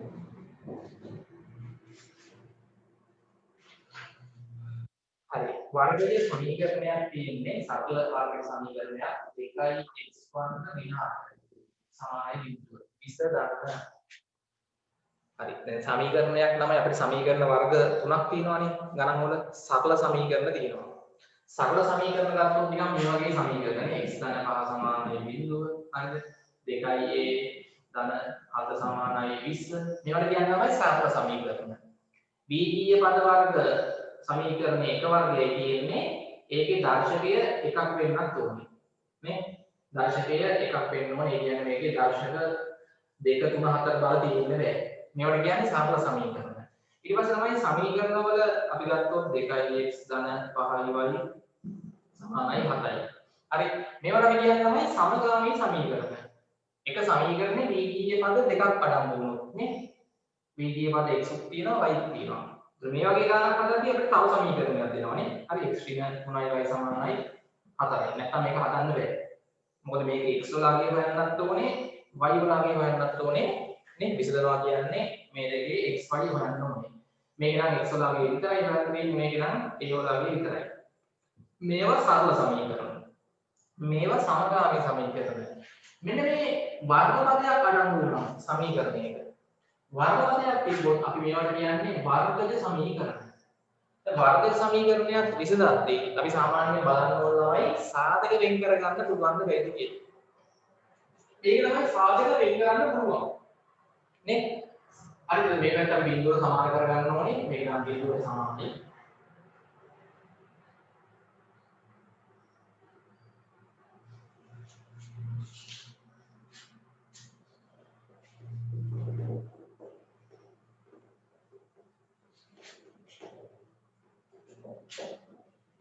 හරිද? හරි. දැන් ඔයාලට කොහොමද රචනා පේපරේ ගානක් එනවා වර්ගජ සමීකරණයක් ගොඩනගලා අර වර්ග පූර්ණයෙන් හරි සූත්‍රයේ භාවිතයෙන් හරි විසඳන්න. දැන් මේක එහෙම හදන්න ඕනේ නැහැ. දැන් ඔයගොල්ලන්ට පේපර් එකේ රචනා ප්‍රශ්නයක් එනවනේ නේ. හරි වර්ග සමීකරණයක් ඔය වගේ ගොඩනගලා පාඩිය x වර්ග 2x නේ ධන 7 සමානයි බිඳුව. එතකොට ළමයි දැන් මේක අපිට විසඳද්දී එක්ක සූත්‍රය පාවිච්චි කරන්න වෙනවා නැත්නම් වර්ග පූර්ණයෙන් අපිට හදන්න පුළුවන්. හරි මේක සාධක වෙන් වෙනවා නම් නිකම්ම හදන්නත් පුළුවන්. සූත්‍රයේ වර්ග පූර්ණේ නැතුව මේක අපිට සාධක දෙකකට වෙන් කරගන්න පුළුවන් නම්. ලේසියෙන්ම හැදුවේ හැකි. ඔව් දැන් මේ දීලා තියෙන ගණන ළමයි සාධක දෙකකට වෙන් වෙනවා. හරි සාධක දෙකකට වෙන් වෙනවා නම් ළමයි මේක අපිට සාධක දෙකකට වෙන් කරගන්න පුළුවන් නම් ඔයගොල්ලෝ දන්නවා සාධක දෙකක ගුණිතයක් බිඳුවට සමාන වෙනවා. මෙතනත් කිසියම් සංඛ්‍යාවක් මෙතනත් කිසියම් සංඛ්‍යාවක් නෙමෙයි ඉන්නේ. නේ? මේ දෙකේ ගුණිතය මේ සාධක දෙකේ ගුණිතය බිඳුවට සමාන වෙන්න නම් අනිවාර්යෙන් එක්කෙනෙක් මොකක් වෙන්න ඕනේද? බිඳුවක් වෙන්න ඕනේ. එක්කෙනෙක් හරි බිඳුවක් වෙන්න ඕනේ. නැත්නම් ගුණිතයක් බිඳුවකට සමාන වෙන්නේ නැහැ. මේ ගුණිතයක් බිඳුවකට සමාන වෙන්න මේ සාධක දෙකෙන් එකක් හරි බිඳුවට සමාන වෙන්න ඕනේ. එක්ක මෙයා සමානයි බිඳුව හෝ නැත්නම් මෙයා සමානයි බිඳුව හෝ. නැත්නම් දෙකම බිඳුව වුණත් ඒත් හරි. නේ බිඳුව බිඳුවනේ.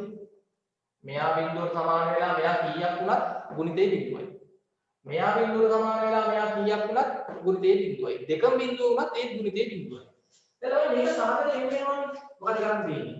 අපිට පුළුවන් ළමයි මේකේ හැම පදයක්ම ඕන නම් හොඳට බලන්න හැම පදයක්ම දෙකකින් බෙදලා යන්න පුළුවන්. ඉස්සෙල්ලා වුණා මේක සරල කරගන්න පුළුවන්. හැම පදයක්ම දෙකෙන් බෙදලා කියෝ. දෙකට දෙක කැපෙනවා මෙතන x වර්ගය. මෙතන 8 දෙකෙන් බෙදුවොත් 4යි දෙන 4 බිඳුව දෙකෙන් බෙදුවම බිඳුව. දැන් බලන්න ළමයි මෙතන ඇවිල්ලා තියෙන්නේ ඕගොල්ලෝ දැකලා පුරුදු ප්‍රකාශනයක් වර්ග දෙක අන්තරයක් මේ කියන්නේ. සාධකයෙන් කරලා ඉවරයි. 4 කියන්නේ දෙකේ වර්ගය. මට 4 දෙකේ වර්ගය ලෙස ලිව්වේ. නේ? දැන් එන්නේ වර්ග දෙක අන්තරයක්. හරිද? එතකොට මෙතන වර්ග දෙක අන්තරයක් අපි සාධක දෙකකට වෙන් කරන විදිය මතකද? මෙයා ඍණ මෙයා වතාවක් මෙයා ධන මෙයා x ඍණ දෙක වතාවක් x ධන දෙක. අන්නමයි සාධක දෙකක ගුණිතයක් බිඳුවට සමානයි. එහෙම නිසා අපි ලියුවේ එහෙනම් එක්ක මෙයා සමානයි බිඳුව හෝ නැත්නම් මෙයා සමානයි බිඳුව හෝ. නේ? ඊට පස්සේ මේ ඍණ දෙක මේ පැත්තට ආවම x සමානයි ධන දෙකයි කියලා මෙතනින් උත්තරයක් එනවා. හෝ මේ ධන දෙක මේ පැත්තට ආවම ඍණ දෙකයි කියලා උත්තරයක් එනවා. හරිද? x සමානයි ධන දෙක හෝ x සමානයි ඍණ දෙක උත්තර දෙක ලියන්න x වල උත්තර දෙකක් වෙනවා වර්ග සමීකරණයකනේ. වර්ගජ සමීකරණයක උත්තර දෙකක් එනවා.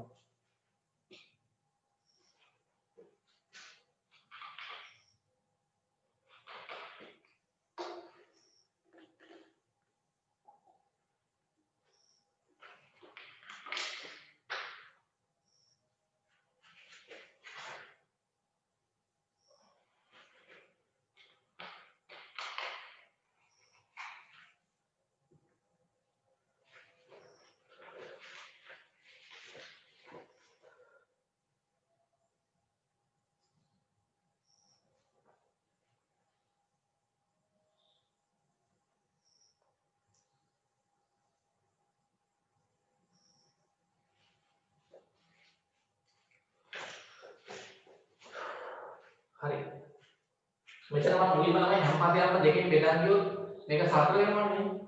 මෙයාත් දෙකෙන් බෙදනවා මෙයාත් දෙකෙන් බෙදනවා බිඳුව දෙකෙන් බෙදුවම බිඳුවයි ඉන්නේ. ඒකින්ද එහෙම ලේසි. ඒකට තමයි වර්ග දෙක අතරේ අපිට පේන්නේ. 8 දෙකෙන් බෙදුවම 4යි කියන්නේ දෙකේ වර්ගය. දැන් අර වර්ග දෙක අතරයක් ඇතින් ඉඳලා සාධක දෙකකට වෙන් කරගන්න පුළුවන්. හරි.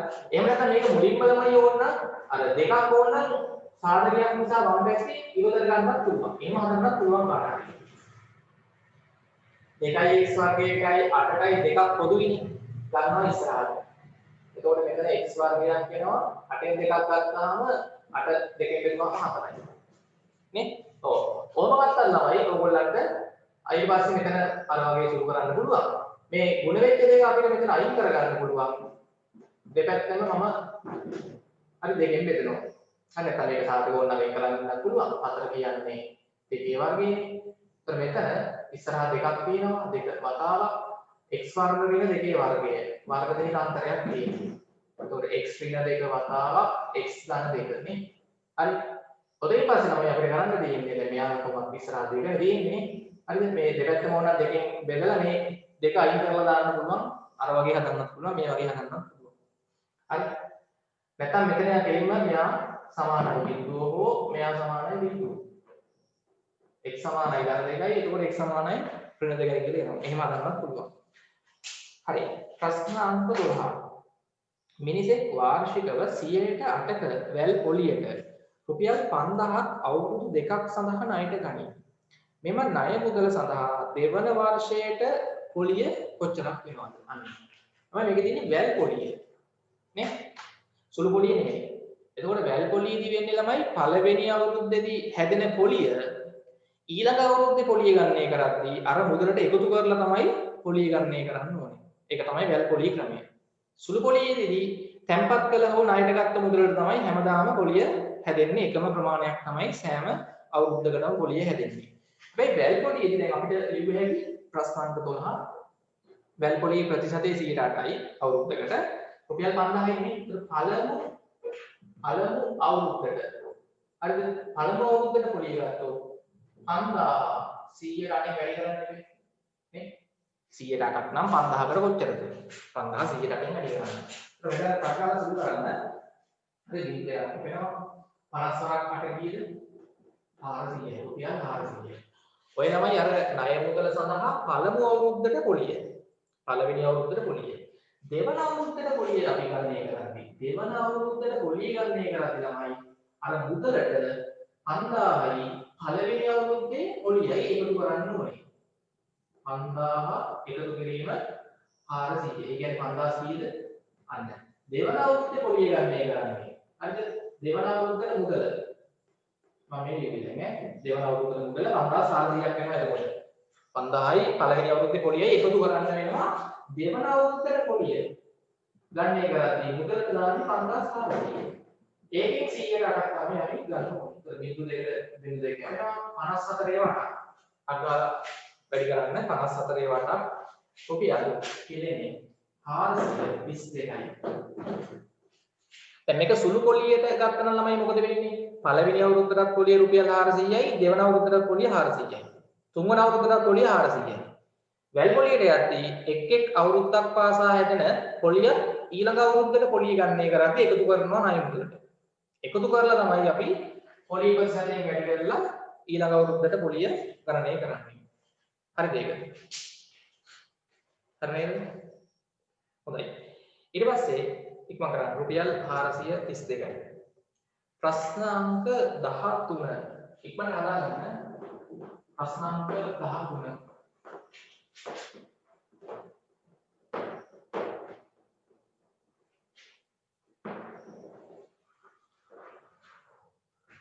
ප්‍රශ්න අංක 13.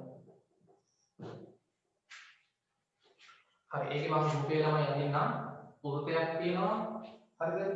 වෘත්තය මත ලක්ෂ 4ක් ලකුණු කරලා තියෙනවා. නේ ඒක ඔයගොල්ලෝ දන්නවා වෘත්ත චතුරාශ්‍රයක් නේ. හරි වෘත්ත චතුරාශ්‍රයක් අපි වෘත්ත චතුරාශ්‍ර පාඩම කරා. හරි බලමු දෙකම ඉන්නවා නම් ඒක බැලුවේ හැකි YouTube එකේ දාලා තියෙනවා. හරි අග පාඩම් ටික ඔක්කොම A B මේ ලක්ෂ C මේ ලක්ෂ D. ඒ වෘත්ත චතුරාශ්‍රයක ළමයි අපි වැදගත් ක්‍රමයන් දෙකක් ඉගෙන ගත්තා නේ. හරි වෘත්ත චතුරාශ්‍රයක් කියලා කියන්නේ ළමයි චතුරාශ්‍රයක ශීර්ෂ 4 වෘත්තයක් මත තිබ්බොත් එම චතුරාශ්‍රය වෘත්ත චතුරාශ්‍රයක් කියලා හඳුන්වනවා. වෘත්ත චතුරාශ්‍රයක ළමයි සම්මුඛ කෝණ දෙකේ එකතුව අංශක 180ක් වෙනවා. මේ කෝණ දෙකේ එකතුව 180යි. මේ කෝණ දෙකේ එකතුව 180ක් වෙනවා. සම්මුඛ කෝණවල එකතුව 180යි. ඊට පස්සේ තමයි මෙතන මේ ලක්ෂදී මේ පාර දික් කරලා තියෙනවා. ඊ දක්වා මේ කෝණේ අංශක 70යි. මේ කෝණේ අංශක 70යි. නේ? මෙතන කෝණේ අංශක 120යි.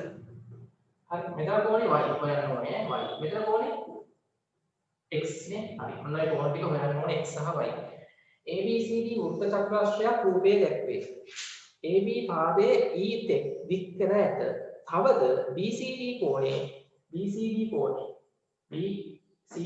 අංශක 120ක් සහ CBE කෝණය අංශක 70ක් CBE කෝණය අංශක 70ක් වේ.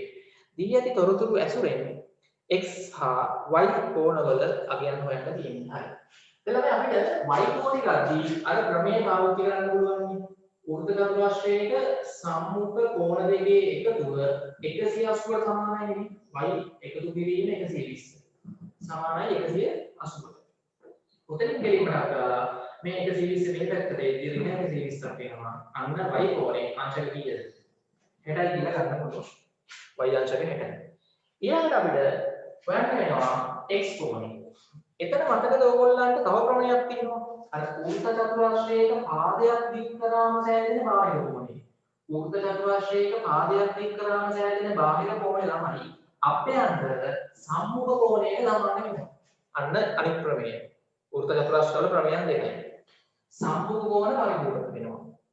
සම්මුඛ කෝණ වල එකතුව අංශක 180ක් වෙනවා. ඒ වගේම පාදයක් දික් කරාම සෑදෙන බාහිර කෝණය අභ්‍යන්තර සම්මුඛ කෝණයට සමාන වෙනවා. ඒ කියන්නේ x කෙලින්ම අංශක 70ක් වෙනවා.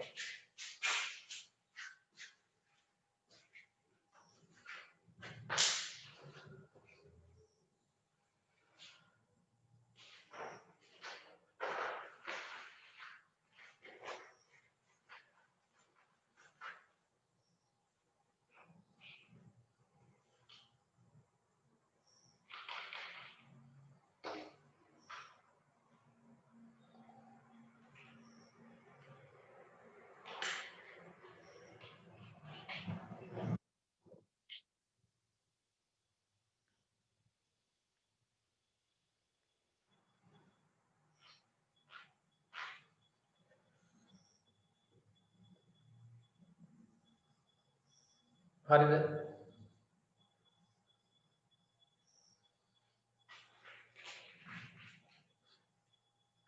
හරි. ඉසුරු හරිද ඒක?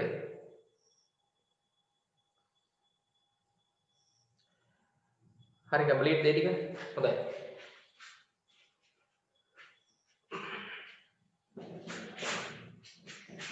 හරි ප්‍රශ්නක් අපි ළමයි එක 14 වෙනි එකට. හරිද? සාමාන්‍ය ළමයි මේ කෙටි ප්‍රශ්න 25 කෙටි ප්‍රශ්න 6ක් වෙන්නේ ජ්‍යාමිතියෙන්. හරි කෙටි ප්‍රශ්න 25න් කෙටි ප්‍රශ්න 6ක් එනවා ජ්‍යාමිතියෙන්. හරි 10 11 ජ්‍යාමිතියේ කොටස් වලින් එන්නේ. කෙලින්ම ඒ වගේ බලන්නේ ප්‍රමේයන් මතකද කියලා ඕගොල්ලන්ට. ප්‍රමේයන් දන්නවද? මෙතන කෙලින්ම ප්‍රමේයන් දෙකක් මතකද කියලා මේ ගානේ චෙක් කරලා බලනවා. නේ? වෘත්ත චතුරාශ්‍ර වල ප්‍රමේයන් දෙකම මතකද? දන්න එක්කෙනෙක්ට රක් දාලා හැදුවේ හැකි. දන්නේ නැත්නම් හදන්න බෑ ඉතින්. ප්‍රමේයන් 42 හොඳට ඇගේ තියෙන්න ඕනේ ඉතින්. හරිද? ගණන් හදලා පදන් වෙලා ඒවා හොඳට මතක තියෙන්න ඕනේ. හරිද? හොඳයි. ප්‍රශ්නක් අපි එමු 14ට. ඒකේ තියෙන්නේ වටපස්ථාරයක්. එක්තරා පාසලක චිත්‍ර නැටුම් හා සංගීත යන විෂයන් හදාරන ශිෂ්‍යයන් වටපස්ථාරයෙන් නිරූපණය කෙරේ. සංගීතයේ හදාරන ශිෂ්‍ය සංඛ්‍යාව 45ක් නම් නැටුම් හදාරන ශිෂ්‍ය සංඛ්‍යාව කොච්චරද? හරි.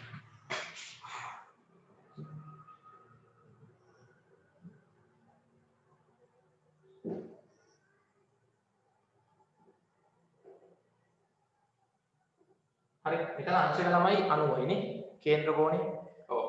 මෙතන කෝණේ දීලානේ අපි දෙව්වේ. මෙතන ළමයි අංශක කීයද? මේ ඉතුරු කෝණේ මේ පැත්තේ 210යි. ලක්ෂයක් වටා පිහිටි කෝණවල එකතුව 360යි නේ. එළම මෙතන එක්තරා පාසලක චිත්‍ර නැටුම් සංගීත. දැන් චිත්‍ර තමයි වැඩිපුර ළමයි සංඛ්‍යාවක් අදාළන විෂයනේ. මොකද වැඩිම කේන්ද්‍රික ඛණ්ඩයක් තියෙන්නේ චිත්‍ර සඳහා වටපස්ථාර නිරූපණය කරලා තියෙන්නේ. සංගීතය ගත්තොත් නම් කෙලින්ම අංශක 90යි මෙතන.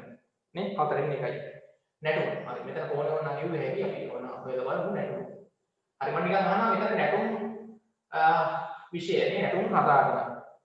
හරිද? නැටුම් විෂය හදාගන්න ශිෂ්‍ය සංඛ්‍යාව නිරූපණය කරපු කේන්ද්‍රික ඛණ්ඩයේ කේන්ද්‍ර කෝණය හොයන්න කිව්වොත් අපි දන්නවා ලක්ෂයක් වටා පිහිටි කෝණවල එකතු 360යි 360න් ඕන අඩු කරන්න මේ 210 මේ 90යි 210 90යි අඩු කරන්න. ඒ කියන්නේ කීයද? 210 90යි 300ක් වෙනවනේ. 300ක් අඩු කරාම අංශක 60ක් එන්නේ. එතන ඕන නම් කරගන්න අංශක 60යි. හරිද? දැන් මේකේ ළමයි ප්‍රමාණ තමයි නිරූපණය වෙන්නේ එක් එක් කොටස් වලින් කොටස් තුනයි තියෙන්නේ. හරි. අපිට කියනවා ළමයි සංගීතය හදාගන්න ශිෂ්‍ය සංඛ්‍යාව 45යි. ඒ කියන්නේ සංකීර්ණයේ හදාගන්න ශේෂ සංඛ්‍යාව 45යි. අර කියන්නේ වටපස්ථාවේ අංශක 90කින් අංශක 90ක කේන්ද්‍රික මණ්ඩලයකින් සිසුන් 45ක් නිරූපණය කරනවා නම් මම ටිකක් අහනවා අංශක 180කින් කොච්චරක් නිරූපණය වෙනවද? හරි අංශක මෙච්චර නම් මෙච්චර කොච්චරද?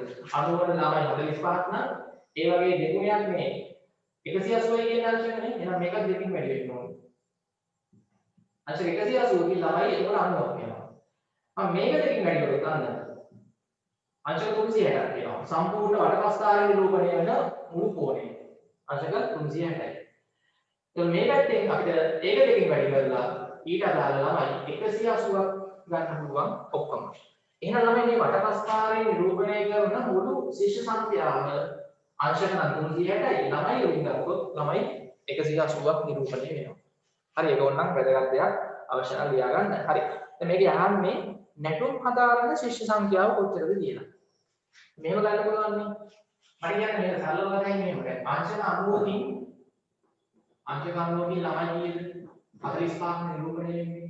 නැටුම් හදාරන ළමයි ගන්න ආදී ඊට අදාළ කෝණය කොච්චරද? අංශක 60යි.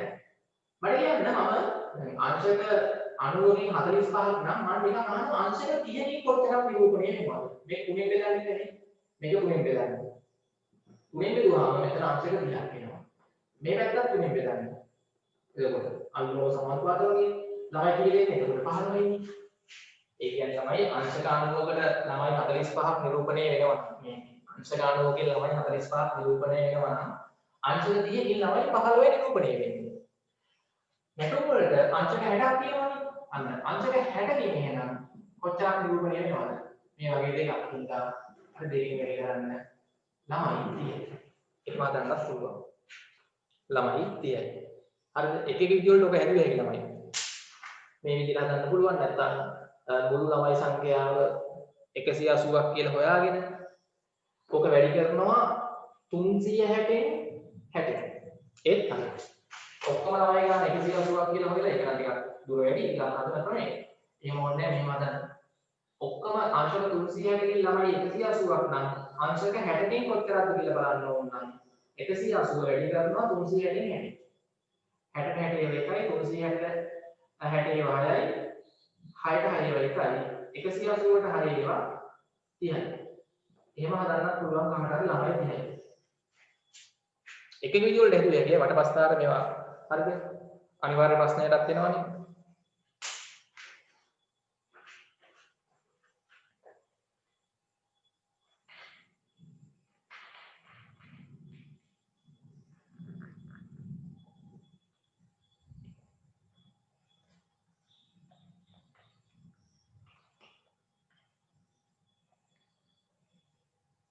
හරි.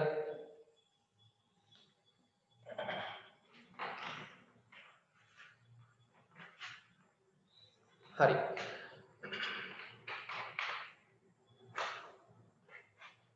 ප්‍රශ්න අංක 15. හරි ගුණෝත්තර ශ්‍රේණි මතකද? සමාන්තර ශ්‍රේණි ගුණෝත්තර ශ්‍රේණි රචනා ප්‍රශ්න යුක්ත වෙනවා දේශීය හැදුවේ. නේ? සමාන්තර ශ්‍රේණි සහ ගුණෝත්තර ශ්‍රේණි. මේකේ තියෙන ගුණෝත්තර ශ්‍රේණි උදාහරණ. හරි පහරන මම මේ ටිකක් අර වටපිටාවත් එක්ක විස්තර කරනවා. තව අහන්න පුළුවන් ඒවා මේ වගේ ගානක් ආවොත් නේ. අද ඔය වගේ ප්‍රශ්න ටිකක් මෙයා යහන්නේ ඉතින් පොඩ්ඩක් වෙනස් කරලා අහනවා ඉතින්. හරිද? මම ඒකයි මේ ගානක තව අහන්න පුළුවන් ඒවත් ඒකම කියන්නේ. හරි. ගුණෝත්තර ශ්‍රේණියක් ගත්තොත් ඉතින් මේකේ අපිට පදයක් හොයන සූත්‍රය වැදගත්. ගුණෝත්තර ශ්‍රේණිය කරන්නේ. සමාන්තර ශ්‍රේණියක ළමයි පදයක් හොයන සූත්‍රය මොකක්ද? සමාන්තර ශ්‍රේණියක අපි ගත්තොත් dn සමානයි a ධන n ඍණ 1යි d. සමාන්තර ශ්‍රේණිය වල. ඉතින් මතක තියාගන්න ඕනේ නැත්නම් ගණන් දන්නේ සමාන්තර ශ්‍රේණියක කිසියම් පදයක් හොයන සූත්‍රය. හරි ඊට පස්සේ අපි ඕන මේ අනිත් පැත්තට ගන්න දෙන්නත් පුළුවන් නේ. පදේ වර්ණාකම දීලා කීවෙනි පදේද කියලා අහන්නත් පුළුවන්. දෙපැත්තටම ගන්න වෙනවා. ඊට පස්සේ පද කිසියම් සංඛ්‍යාවක පළවෙනි පදේ ඉඳන් කිසියම් පද සංඛ්‍යාවක i sn හොයන්න සූත්‍රයක් තියෙනවා. මේ පද සංඛ්‍යාවෙන් නම් n බෙදීම දෙක වතාවක් 2යි ගන්න n ඍණ 1 වතාවක් d. මේ පද සෙට් එකේ අවසාන පදයේ විශාලත්වය දන්නවනම් මේ සූත්‍රයෙන් හදන්නත් පුළුවන්. n බෙදීම දෙක වතාවක් මුල් පදයේ අවසාන පදේ දන්නවා නේ. අතට මේ සමාන්තර ශ්‍රේණිය වල අපි පාවිච්චි කරන සූත්‍ර.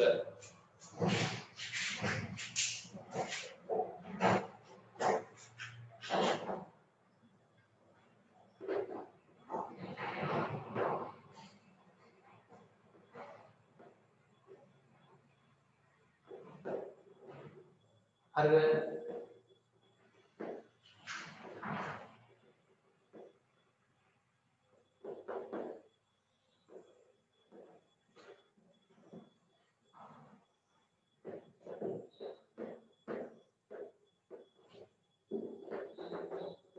හොඳයි.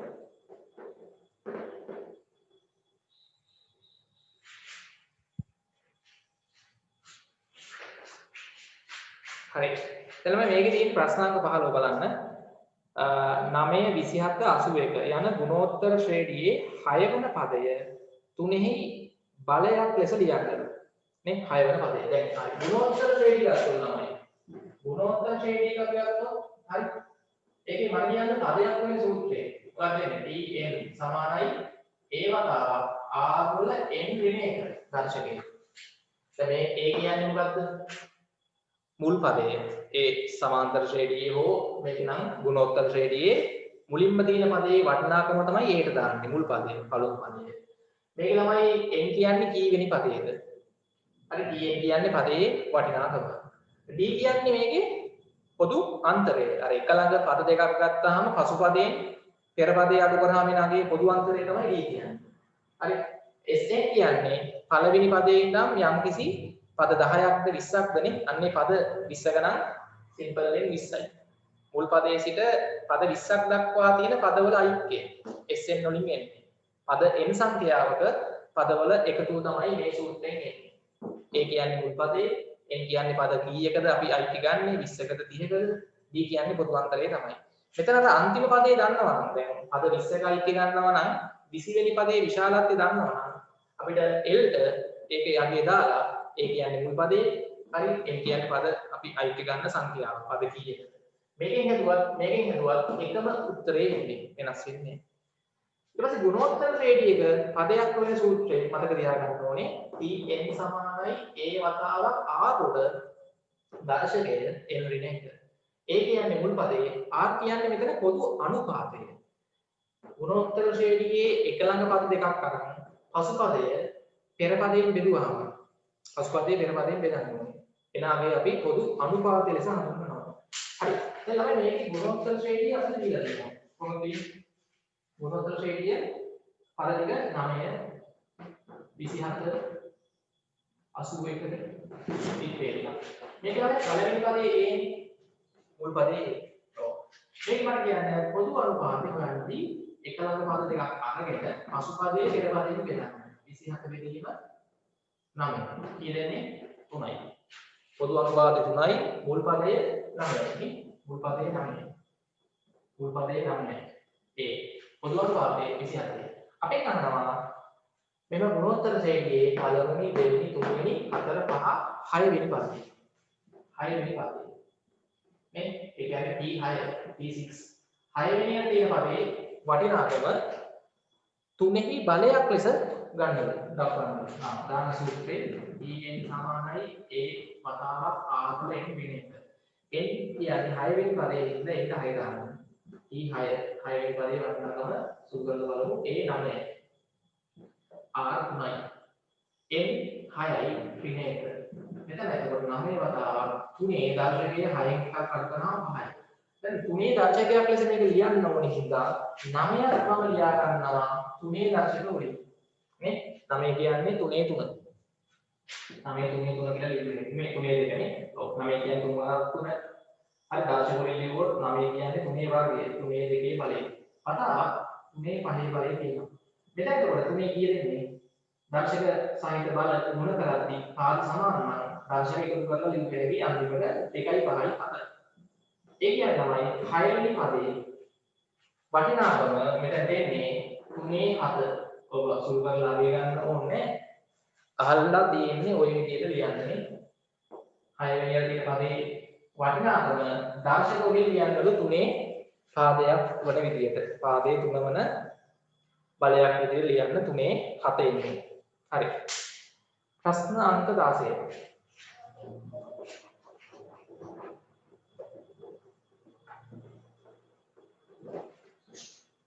ප්‍රශ්න අංක 16. හරි. රූපයේ D ඇත්තේ ABCD සමාන්තරාශ්‍රයකි.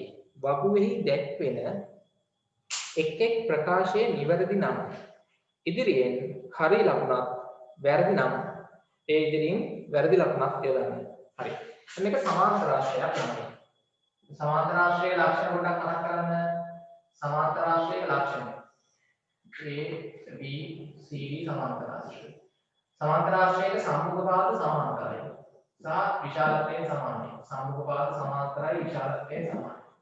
ඊට පස්සේ යාගේ සම්මුඛ කෝණ සමානයි. සම්මුඛ කෝණ සමානයි. නේ? ඒක එක විකර්ණයෙන් වර්ගඵලය සමාන කණු දෙකකට බෙදෙනවා විකර්ණය. නේ? ඒක පොඩ්ඩක් මතක තියෙන්න ඕනේ. හරිද? හොඳයි. එතන මේක තමයි ABCD ත්‍රිකෝණයේ වර්ගඵලය සමානයිලු දෙකෙන් එකයි ABCD සමාන්තරාශ්‍රය වර්ගඵලය. ඔව් ABCD සමාන්තරාශ්‍රය වර්ගඵලයෙන් භාගයක් සමාන වෙනවා A B D ත්‍රිකෝණයේ වර්ගඵලය. ඒක හරියද ළමයි? ABD ත්‍රිකෝණයේ වර්ගඵලය සමාන වෙනවා මේ ABCD සමාන්තරාශ්‍රය වර්ගඵලයෙන් දෙකෙන් එකකට. නේ? වර්ගඵලයෙන් දෙකෙන් පංගුවකට. ඒ කියන්නේ ළමයි පළවෙනි එක හරි. හරි ලකුණක් දාන්න කොටුව ඇතුලේ ඉස්සරහින්. ඊට පස්සේ කියනවා DB විකර්ණයෙන් ABC කෝණ සමච්ඡේදනය කරනවා. ඔව් DB විකර්ණයෙන් මෙතන කෝණේ සමච්ඡේදනය කරනවා කියලා කියන්න බෑ ස්ථිරව නේ. මෙතන කෝණේ සමච්ඡේදනය කරනවා කියලා කියන්න බෑ. හරි එහෙම වෙනවා තමයි මොකද? ඈ රොම්බසයක. ඒ රොම්බසයක නම් තමයි මොකද වෙන්නේ? ශීර්ෂ කෝණ සමච්ඡේදනය වෙනවා. හරි රොම්බසයක එහෙම නැත්නම් අපි ගත්තොත් සමචතුරාශ්‍රයකනේ හරිද සමාන්තරාශ්‍රයක එක් විකර්ණයෙන් ශීර්ෂ කෝණ සමච්ඡේදනය වෙනවා කියලා කියන්න බෑ හරි ඒක වැරද්දක් දාන්න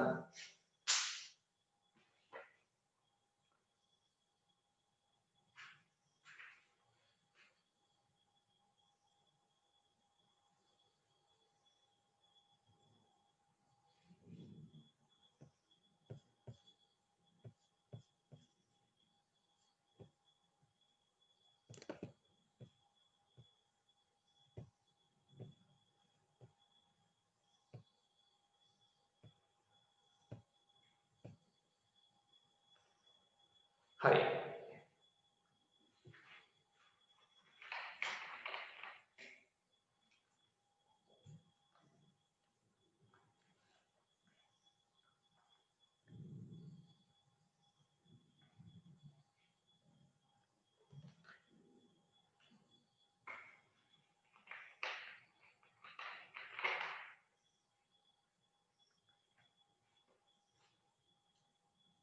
හරි ඉක්මන් කරන්න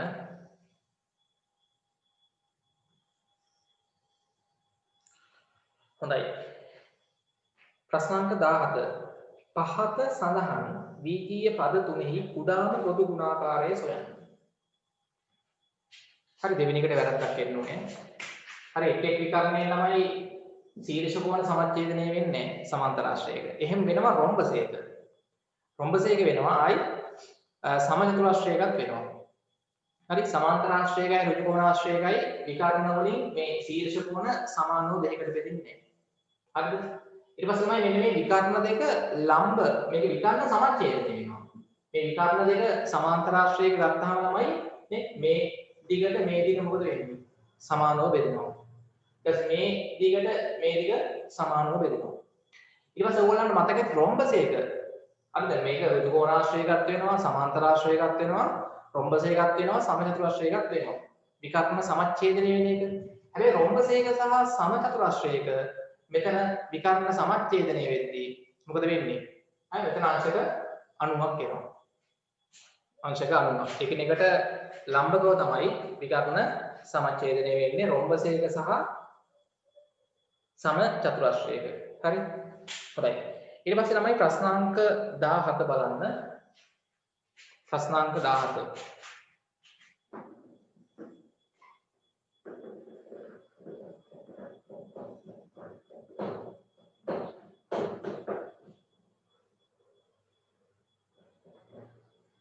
ප්‍රශ්නාංක 17.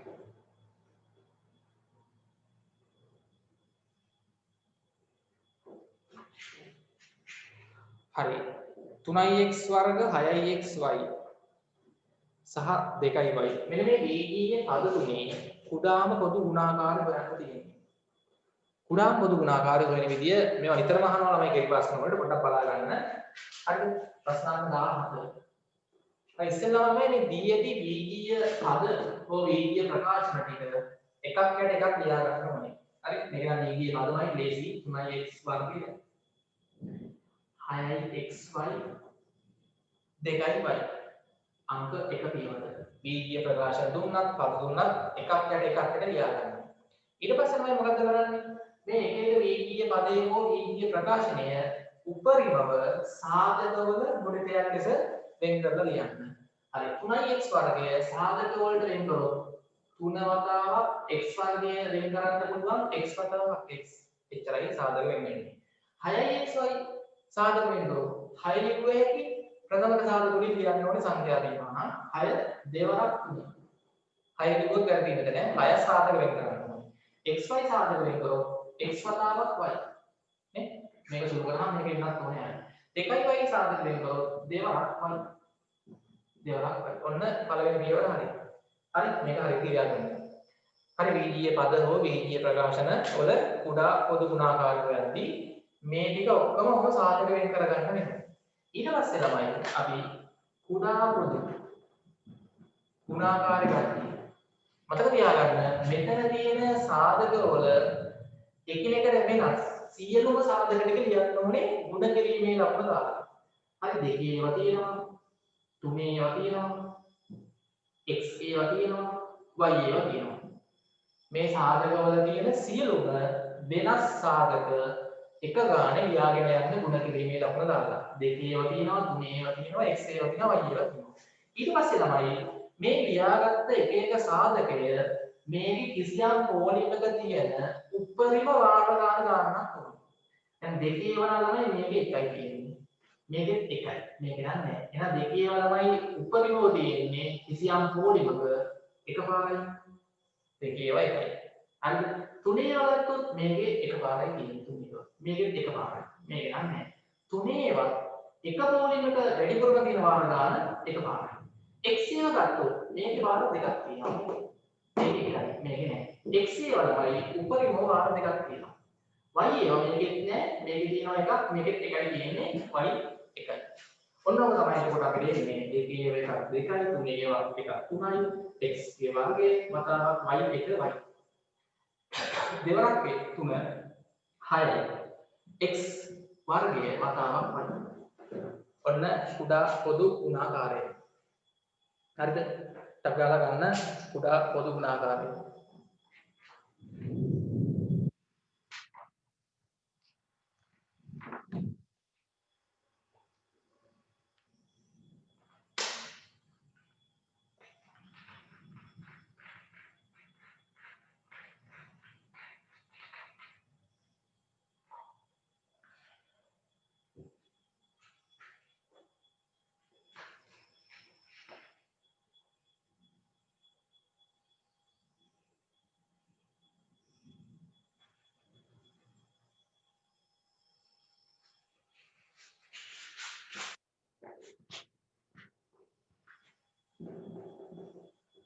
හරි 18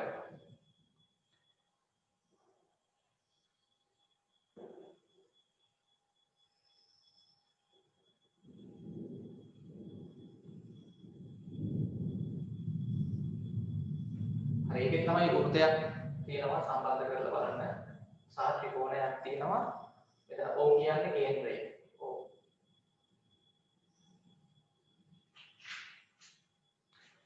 හරි මෙතන අංශක 55යි මෙතනත් වෘත්තාශ්‍රිත ක්‍රමයන් අපිට පාවිච්චි කරන්න වෙනවා මේ කෝණය x හරිද ඔව් දැන් දී ඇති රූපේ වෘත්තයේ කේන්ද්‍රය O වේ එහි දැක්කෙන තොරතුරු අනුව x වල අගය හොයන්න ඕනේ. මේක හොඳට බලන්න තමයි මේ තියෙන්නේ කේන්ද්‍රයනේ. හරි මෙතන තියෙන්නේ කේන්ද්‍රය. දැන් මෙතන ඔයගොල්ලන් මතකනේ අර කිසියම් වෘත්තචාපයකින් කේන්ද්‍රයේ ආපාදනය කරන කෝණය තියෙනවනේ. මේකේ. ඔව්. දැන් ඔය වෘත්තචාපයෙන්ම එහා පැත්තේ පරිධියේ ආපාදනය කරන කෝණය මේ තියෙන්නේ. මේ වෘත්තචාපයෙන්ම එහා පැත්තේ පරිධියේ ආපාදනය කරන කෝණය තමයි මේ තියෙන්නේ. ඔයගොල්ලෝ දන්නවා මේවා වගේ මේ පරිධියේ ආපාදනය කරන කෝණය වගේ දෙගුණයක් තමයි කේන්ද්‍රයේ ආපාදනය කරන කෝණය. 2x කියලා දැම්මේ. නැත්නම් කේන්ද්‍රයේ ආපාදනය කරන කෝණයෙන් භාගයක් තමයි පරිධියේ ආපාදනය කරන කෝණය. මේ ප්‍රමේයන් මතක තියෙන්න ඕනේ. 10 පන්ති ඉගෙන ගත්ත ප්‍රමේයන්. වෘත්ත ප්‍රමේයන්. කේන්ද්‍රයේ ආපාදනය කරන කෝණයෙන් භාගයක් තමයි පරිධියේ ආපාදනය කරන කෝණය. නැත්නම් අනිත් පැත්තට කිව්වොත් පරිධියේ ආපාදනය කරන කෝණයෙන් දෙගුණයක් තමයි කේන්ද්‍රයේ ආපාදනය කරන කෝණය. ඊට පස්සේ තමයි මේක දෙකෝණයක් නේ. මේ කෝණය 55. අනිත් එක අපි දන්නවා මේක අරයක්. මේකත් අරයක්. එක මුහුර්තයේ අරයන් දිගින් සමානයි. එක මුහුර්තයේ අරයන් දිගින් සමානයි. මේ දිගට මේ දිග සමානයි. අරයන් නිසා. එතකොට මේක තමයි සමදීපාද ත්‍රිකෝණයක් නේ. සමදීපාද ත්‍රිකෝණයක මොකද වෙන්නේ? අර දිගින් සමාන පාද දෙකට ඉස්සරහින් තියෙන කෝණ දෙක විශාලත්වයෙන් සමාන වෙනවා. මෙයා 55ක් මෙයා කීයද? 55. දාගන්න. මේ කෝණේ 55ක් මෙයා 55. දැන් ත්‍රිකෝණේ අභ්‍යන්තර කෝණ තුනේ එකතුව අපිට ලිව්ව හැකි 2x 55 55 සමාන කරන්න කීයද? 180ට. ත්‍රිකෝණයක අභ්‍යන්තර කෝණ තුනේ එකතුව 180ට සමාන කරන්න පුළුවන්. හරි ඔය මතක තියාගන්න.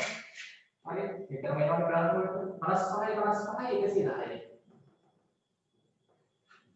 110 එහා පැත්තට අරගෙන 110 එහා පැත්තට අරගෙන ඉතින් 110ක් වෙනවා. 180 110ක් අඩු වුණා 70යි මේ පැත්ත 2x. ඊට පස්සේ තමයි දෙකකින් බෙදන්නේ. x වල අගේ ගාති දෙකකින් බෙදන්නේ.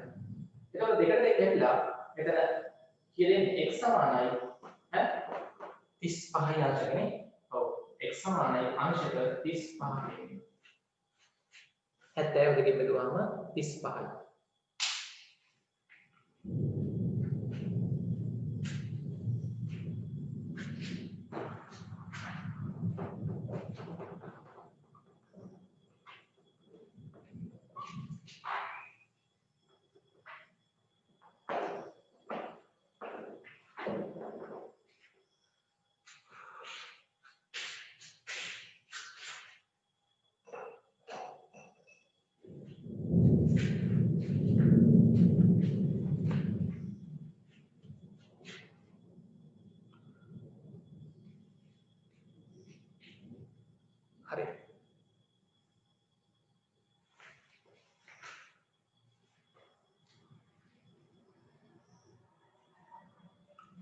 प्रश्न अंक 19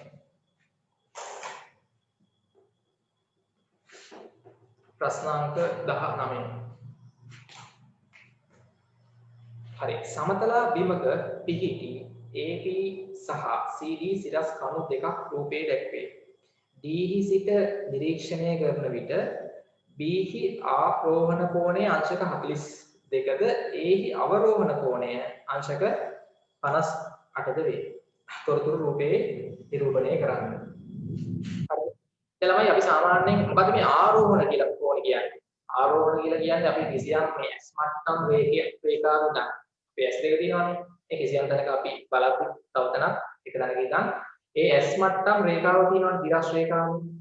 S මට්ටම හරහා යන තිරස් රේඛාවෙන් අපි ළමයි උඩ බැලුවොත් උඩ වස්තුවක් දිහා බලද්දි උඩ ලක්ෂයක් දිහා බලද්දි ඇහැ උඩට ඉස්සෙනවනේ. අන්න ඉස්සෙන කෝණය. ඉස්සෙන කෝණයට අපි කියන්නේ ආරෝහණ කෝණය. S මට්ටම් රේඛාවෙන් අපි පහළ වස්තුවක් බලද්දී පහළ ලක්ෂයක්. ඇහැ පහළටනේ කරගෙන්නේ. අන්නේ පහළට කරගෙන කෝණය අපි ගන්නෙ අවරෝහණ කෝණය. හරිද? ආරෝහණ අවරෝහණ කෝණය. මෙතන තමයි සමතලා බිමමයි මේ තියෙන්නේ. සමතලා බිම. මේ තියෙන්නේ CD කණුව. හරිද? CD සිරස් කණුව මේක D මේක C. මෙතන තියෙනවා අනිත් කණුව සිරස් AB. හරි. එළමයි මෙයා ඉන්නේ කොහෙද? C නේ. C වලින් දැන් තමයි බලන්නේ. ඔන්න බලන්න. මේ මෙතන D නේද? මේ ලක්ෂ D. මේ ලක්ෂ C නේ. මෙයා ඉන්නේ ළමයි D වල. D වලින් ඉඳන් තමයි මෙයා බලන්නේ ඔයගොල්ලන් සමතලා බිමක පිහිටි AB සහ CD සිරස් කපු දෙකක් රූපේ නැගී. හරිද? D සිට නිරීක්ෂණය කරන විට මෙතන ඉඳන් බලනවා. D සිට නිරීක්ෂණය කරන විට D ලක්ෂය බලනවා. B ආරෝහණ කෝණය අන්න ආරෝහණ කෝණය අංශක 42ක්ද A දිහා බලද්දී අවරෝහණ කෝණය අංශක 58ක්ද වේ. ඉස්සෙල්ලාම තමයි මෙතනින් තිරස් රේඛාව වැද ගන්න S මට්ටම් රේඛාව. එයා ඉන්නේ මෙතන තමයි ඇහැදී. මෙතන ඉඳන් තමයි බලන්නේ. දැන් මෙතන ඉඳන් තමයි B ලක්ෂ දිහා බලද්දී පේන්නේ ආරෝහණ කෝණයෙන් ඉන්නේ ආරෝහණ කෝණයෙන් මේ S මට්ටම් රේඛාවේ උඩට බලන කෝණ ආරෝහණ කෝණ. ඊළඟ D ලක්ෂයයි ඇහැ යොමු කරන්නේ ළමයි මෙන්න මේ රේඛාව ඔස්සේ DB ආකාරයෙන් රේඛාව DB ආකාරම එනවා නේද මේ DB රේඛාව ඔකට අපි කියන්නේ තමයි දෘෂ්ටි රේඛාව අපි අර ඇහැ යොමු කරන රේඛාව B ලක්ෂයේ බලන්න D වල ඉඳන් B ලක්ෂයේ බලද්දී ඇහැ එල්ල කරන්නේ මෙන්න මේ රේඛාව ඔස්සේ දෘෂ්ටි රේඛාව කියන්නේ ඔකට ඉතින් අපි S මට්ටම් තිරස් රේඛාව ඉඳන් කොච්චර ඇහැ හරවලා තියනවාද කියලා අර B ලක්ෂයේ බලන්න මෙන්න මේ කෝණයට අපි කියන්නේ ආරෝහණ කෝණය. හරි. මේක අංශක කීයද? මේක අංශක 42යි. මාක් කරන්න. අංශක 42යි. ඊට පස්සේ මෙයා මේ තාමුල තියෙන A ලක්ෂ දිහා බලනවා. නේ? A ලක්ෂ දිහා බලද්දී ඇහැ පහළට යොමු කරන්නේ නෙමෙයි. තිරස් මට්ටමේ ඉඳන්. ඒතර අපි D ලක්ෂය A ලක්ෂය යා කරනවා. D ලක්ෂය A ලක්ෂය යා කරනවා. මෙන්න මේ රේඛාව ඔස්සේ තමයි ඇහැ යොමු කරන්නේ දෘෂ්ටි රේඛාව දැන් මේක. තිරස් මට්ටමේ ඉඳන් ඇහැ කොච්චරක් පහළට හැරෙවුවද? අන්න ඒක තමයි අවරෝහණ කෝණය. අංශක කීයද? 58යි. අංශක 58යි ලකුණු කරන්න.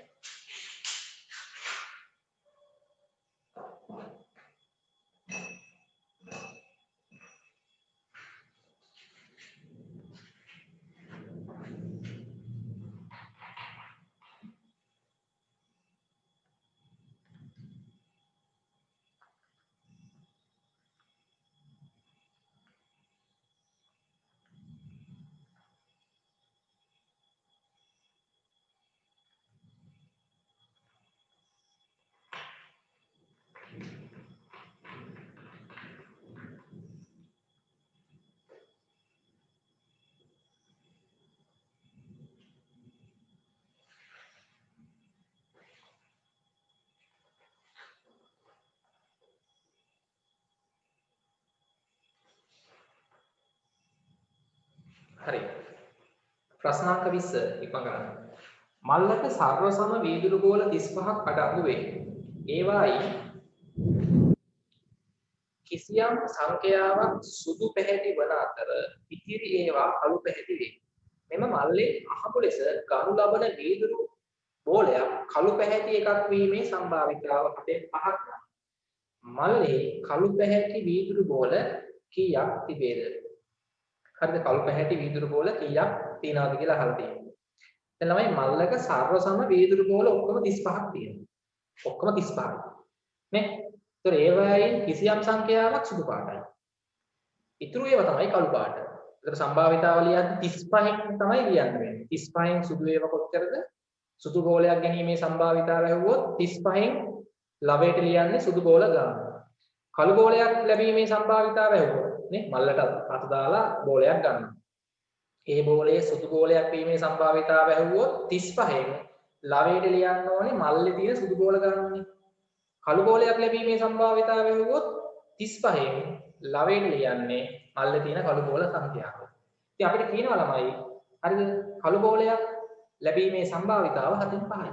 ඉතින් මල්ලේ ළමයි කළු බෝල තියෙන ගාන x නම් හරි ප්‍රශ්නාංක 20 අපි මල්ලේ ළමයි කළු බෝල හිතමු x සංඛ්‍යාවක් තියෙනවා. කළු බෝල x සංඛ්‍යාවක් තියෙනවා. කළු බෝල x ගණනක් තියෙනවා. එහෙනම් මට කියන්න 35න් x නෙන්න ඕනේ. මේ මල්ලේ තියෙන කළු බෝල ගාන x ඒක හොයන්න ඕනේ. එහෙනම් කළු බෝලයක් ලැබීමේ සම්භාවිතාව කීයද? 35න් x. ඕක සරල කරනවා තමයි අපිට දීලා තියෙනවා 7/5 කියලා. තේරුණාද? මේක සරල කරනවා උත්තරේ තමයි දීලා තියෙන්නේ 7/5 කියලා. එහෙනම් මට කියන්න 35න් කීයද සරල කරාම 7න් 5ක් එන්නේ. කළු ගෝලයක් ලැබීමේ සම්භාවිතාව 7න් 5යි. ඒ එන්නේ ළමයි මේක සරල කරනවා. 35න් කීයද? තේරෙනවා මෙතන 35 5න් කැපුවොත් මේ ළමයි 7 එන්නේ. එහෙනම් මේකත් 5න් කැපෙන්න ඕනේ. ඒක තමයි 5 එන්නේ. නැත්නම් 7 වරක් 5 නේ 35. එහෙනම් 5 වරක් 5 නේ. 7 වරක් 5 35 නම් 5 වරක් 5 කීයද? මෙතන 25යි නේ. 25යි. හරි. 35න් 25 සරල කරාම තමයි 7න් 5ක් එන්නේ.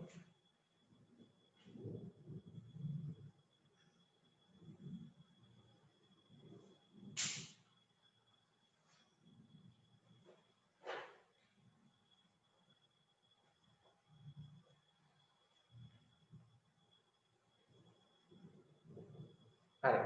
21 සුදුසු ජ්‍යාමිතික පද භාවිතා කර පහත දී ඇති ප්‍රකාශනයේ ස්ථයන් පුරවන්න. හරි. මෙහෙම ප්‍රකාශනයක් තියෙනවා. වෘත්තයක කේන්ද්‍රය එම වෘත්තයේ ජායක හරිද ස්ථානක්. වෘත්තයක කේන්ද්‍රය එම වෘත්තයේ ජායක ස්ථානට යා කෙරෙන සරල රේඛාව එම ජායට ස්ථානක් වේ. ඉතින් මේක ඕගොල්ලෝ දන්න ප්‍රමේයක්. මොකක්ද ළමයි? වෘත්තයේ එක ප්‍රශ්නක් වෙනසියක උනවන්න අපි වෘත්තයක් හැදලා ඕන වෘත්තයක හරි මේකේ කේන්ද්‍රයේ වෘත්තයේ මේකේ ඕනම ජායක් ගන්නකොට නේ ඕනම ජායක් ගන්නකොට මේ කේන්ද්‍රේ ඉඳන් අපි ජායේ මධ්‍ය ලක්ෂයකනේ ජායේ හරි මැදට අමින රේඛාව මොකද වෙන්නේ ඈ ඔයගොල්ලෝ දන්නවා මේ ජායක හරි මැදට රේඛාවක් ගන්නකොට කේන්ද්‍රේ ඉඳන් ඒ රේඛාව ජායට ලම්බක වෙනවා හරි මේක ප්‍රමේයක් නේ ඔව් එහෙනම් මෙතන පළවෙනි ස්ථානට එන්න ඕනේ මොකද්ද මධ්‍ය ලක්ෂයට පළවෙනි ස්ථානට එන්න ඕනේ මධ්‍ය ලක්ෂයට දෙවෙනි ස්ථානට එන්න ඕනේ අද ලම්බ වේ ඔව් ඔන්න ඊළඟ අපි දැන් න්‍යාස පාඩමක් කරා YouTube එකේ ඔයගොල්ලන්ට බැලුව හැකි න්‍යාස දෙකක් ගුණ කරන විදිය දැන් අතම න්‍යාස පාඩමේ තියෙන අන්තිම කොටස තමයි න්‍යාස දෙකක් ගුණ කිරීම හරි ඒක තමයි චුට්ටක් අර තේරුම් ගන්න සමහර අයට අමාරුයි. අනිත් ඒවා ඔක්කොම ලේසියි න්‍යාස වල. හරිද? බලා ගන්න න්‍යාස දෙක ගුණ කරන නිවැරදි විදිය ඉතාමත් වැදගත්. දැන් දෙකින් දිගටම එනවා කෙටි ප්‍රශ්න වලට න්‍යාස ගුණ කරන්න. හොඳ බලා ගන්න. ප්‍රශ්න අංක 22. ප්‍රශ්න අංක 22. හරි.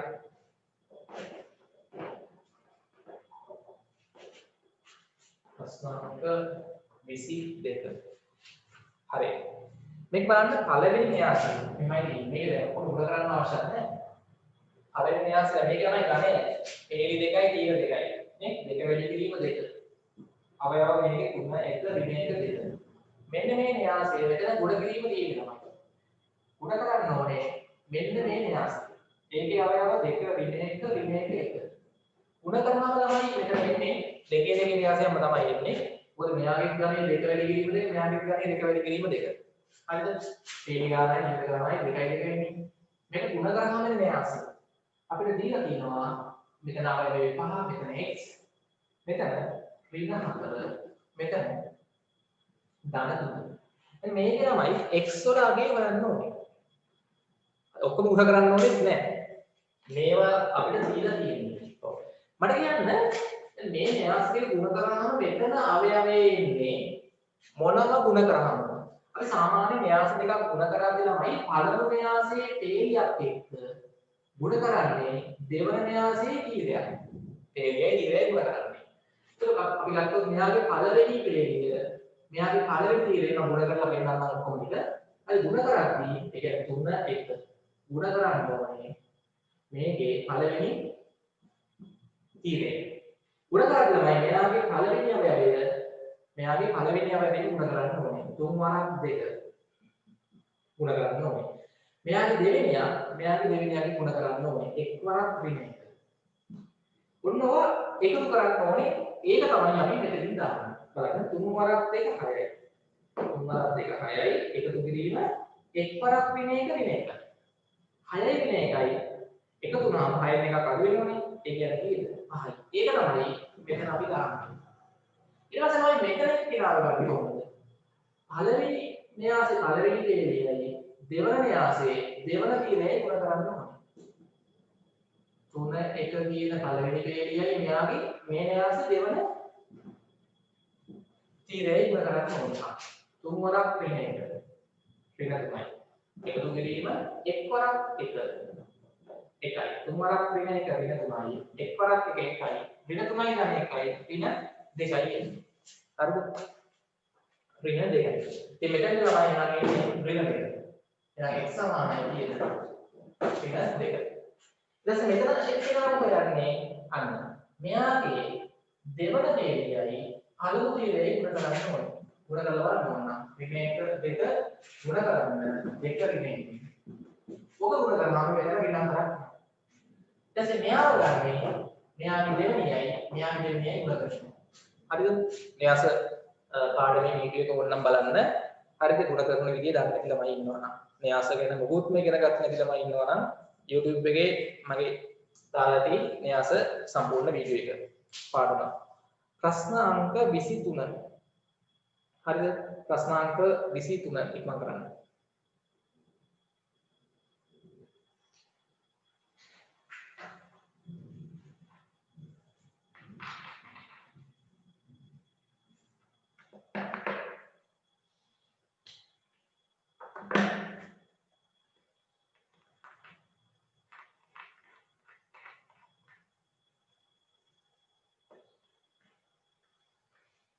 හරි.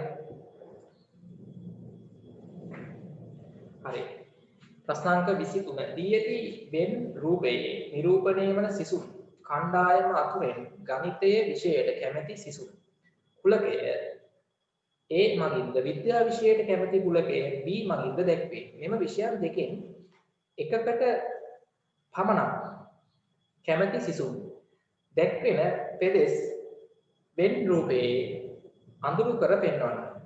කියන විෂයන් දෙකෙන් එකකට පමණ දෙකටම කැමති කට්ටියව පාඩ කරන්න බෑ. දැන් ඉතින් ඒක සංගාල තේරුණා. හරි බලන්න විසඳුම බලන්න. මෙහෙමදී මේදී වෙන රූපේ. හරි මේ රවුමේ නිරූපණය වෙන්නේ අද ගණිතයට කැමති සිසු. ඉන්නේ මේ රවුම ඇතුලේ. දැන් මේ රවුමේ නිරූපණය වෙන්නේ අද විද්‍යාවනේ. අද ගණිත විෂයයට කැමති සිසුන් නිරූපණය වෙනවා මේ රවුමේ. හරිද? මේක තමයි AS නම් කරලා තියෙන්නේ. මේ රවුමේ නිරූපණය වෙන්නේ විද්‍යා විෂයට කැමති ළමයි. මට කියන්න මේ රවුම් එකේ ඡේදනීය ප්‍රදේශය මොකක්ද නිරූපණය වෙන්නේ? ගණිතයටයි විද්‍යාවටයි දෙකටම කැමති ළමයි. අර ඡේදනීය ප්‍රදේශ පාඩ කරොත් වැරදි. ඇයි එතකොට එන්නේ ගණිතයටත් කැමති විද්‍යාවටත් කැමතිනේ. ඔව් විෂයන් දෙකටම කැමති ළමයි තමයි මේ රවුම් දෙක කැපෙන ප්‍රදේශයේ ඉන්න ළමයි ටික. මට කියන්න මේ හඳපළුව වගේ කෑල්ලේ ඉන්නේ ගණිතයට පමණක් කැමති ළමයි. එහා පැත්තේ හඳපළුව වගේ කෑල්ලේ ඉන්නේ විද්‍යාවට පමණක් කැමති ළමයි. ඉතින් අපිට කියන්නේ මොකක් හරි එක විෂයකට පමණක් කැමති ළමයි.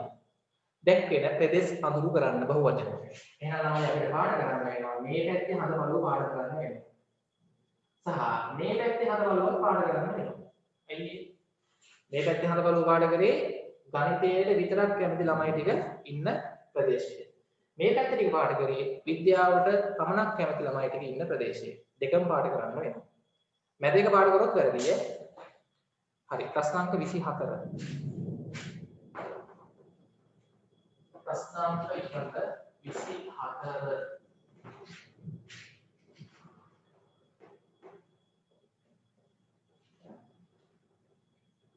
ප්‍රශ්නාංක 24.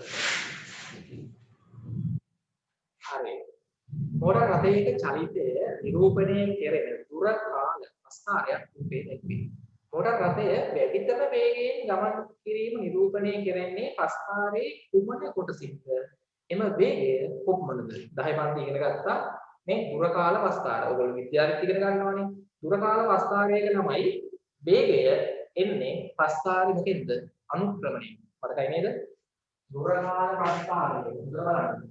හරි මේකට තියෙන කාලය පැය මේකට දුර කිලෝමීටර. නේද කිලෝමීටර වලින් තියෙන්නේ. හරි කිලෝමීටර. මේක තමයි දැන් මෙයා පටන් ගන්න. නේද? A වලින් ඉඳන් B දක්වා. A වලින් ඉඳන් B දක්වා ගත්තොත් මෙන්න පස්කාරය. A වලින් ඉඳන් B දක්වා. මෙතන A ලක්ෂය මෙතන B. හරි එතකොට තමයි මෙයා පැය දෙකක් යද්දීනේ පැය දෙකක් ගත වෙන්නේ කොතනද කියලාද? හරි. ගමන් ආරම්භක මොහොතින් නම් පැය දෙකක් යද්දී කිලෝමීටර 120ක් ගිහිල්ලා නේ. කිලෝමීටර 120ක් ගිහිල්ලා. මට කියන්නේ ඊළඟ පැයේ මොකද වෙලා තියෙන්නේ? ඊළඟ පැයේ එයා යන්නේ නැහැ. නේ? දුර වැඩි වෙන්නේ නැහැ. එක තැනමයි ඉන්නේ. කිලෝමීටර 120ෙමයි ඉන්නේ ඊළඟ පැයේ.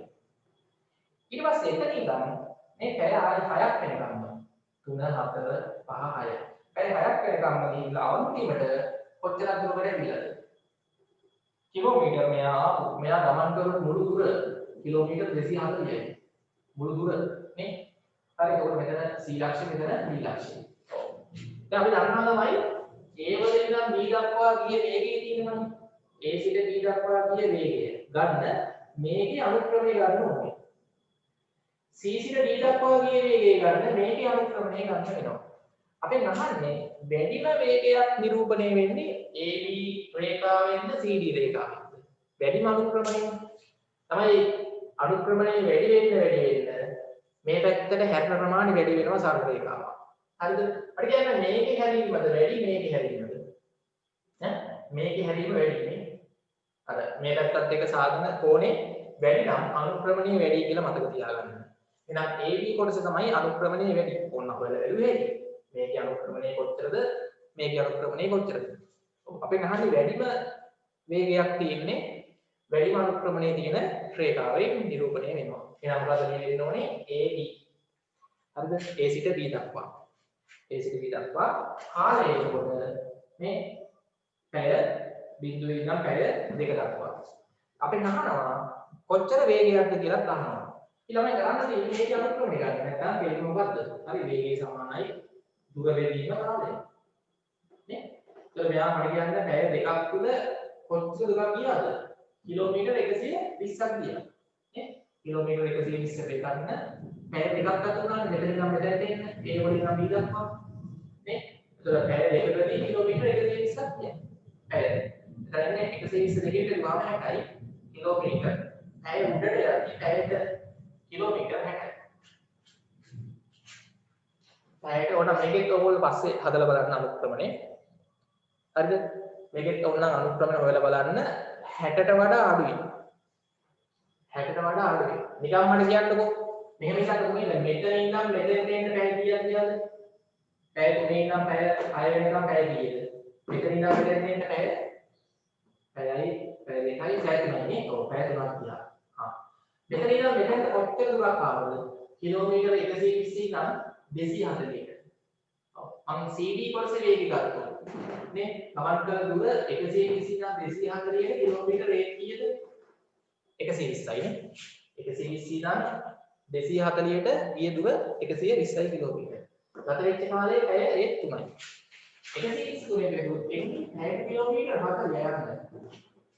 මේ කොටසේදී ගමන් කරපු වේගය 60 කිලෝමීටර 40. මේකෙදී 60 කිලෝමීටර 60යි. වැඩිම වේගයක් තියෙන්නේ A සිට B දක්වා යද්දී. උත්තරේ 60 කිලෝමීටර 60යි. මේකත් මම නම් මේ හදලා දෙන්නම්. අන්තිම එක 25. දී ඇති P ලක්ෂයට මීටර 5ක නියත දුරින් චලනය වන ලක්ෂයක පතෙහි කොටසක් මෙම දල රූපයේ ඡාපයෙන් දැක්වේ. හරි. RS සරල රේඛාව P සිට මීටර 7ක් දුරින් වේ. RS සරල රේඛාව P සිට මීටර 7ක් දුරින් වේ. හරි. ඊට පස්සේ කියනවා RS සරල රේඛාවට ද මීටර 5ක් දුරින් ඡාපයේ මත පිහිටි ලක්ෂය සොයා ගන්නා ආකාරය මෙම රූපේ දක්වන්න දල සටහනකින් පෙන්නන්න. මේක දැන් කවකට දාලා එහෙම අඳින්න ඕනේ නැහැ. දල සටහනක් නේ. ඔව්. මෙහෙමයි රූපේ තියෙන්නේ. මේක හරිද? මම කරන්නේ.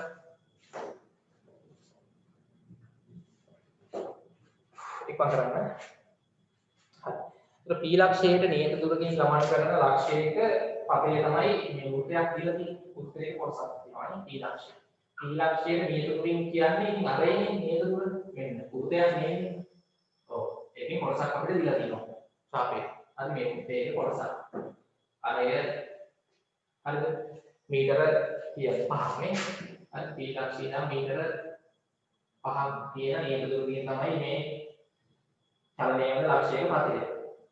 මේ අර මීටර 5ක් වල උරුතයක පරිධියක් තමයි අපිට ගන්න වෙන්නේ ශාපය. ඊට පස්සේ තමයි කියනවා පතේ කොටසක්. උදයක් නෙන්නේ කොටසක් තමයි දීලා තියෙන්නේ. කොටසක් වෙන තල රූපයෙන් උපේ ඡාපයෙන් දැක්වේ. RS සරල රේඛාව මෙන්න RS. හරිද? RS සරල රේඛාව T සිට මීටර 7ක් දුරින් වේ. අපි RS සරල රේඛාව වෙන්නේ.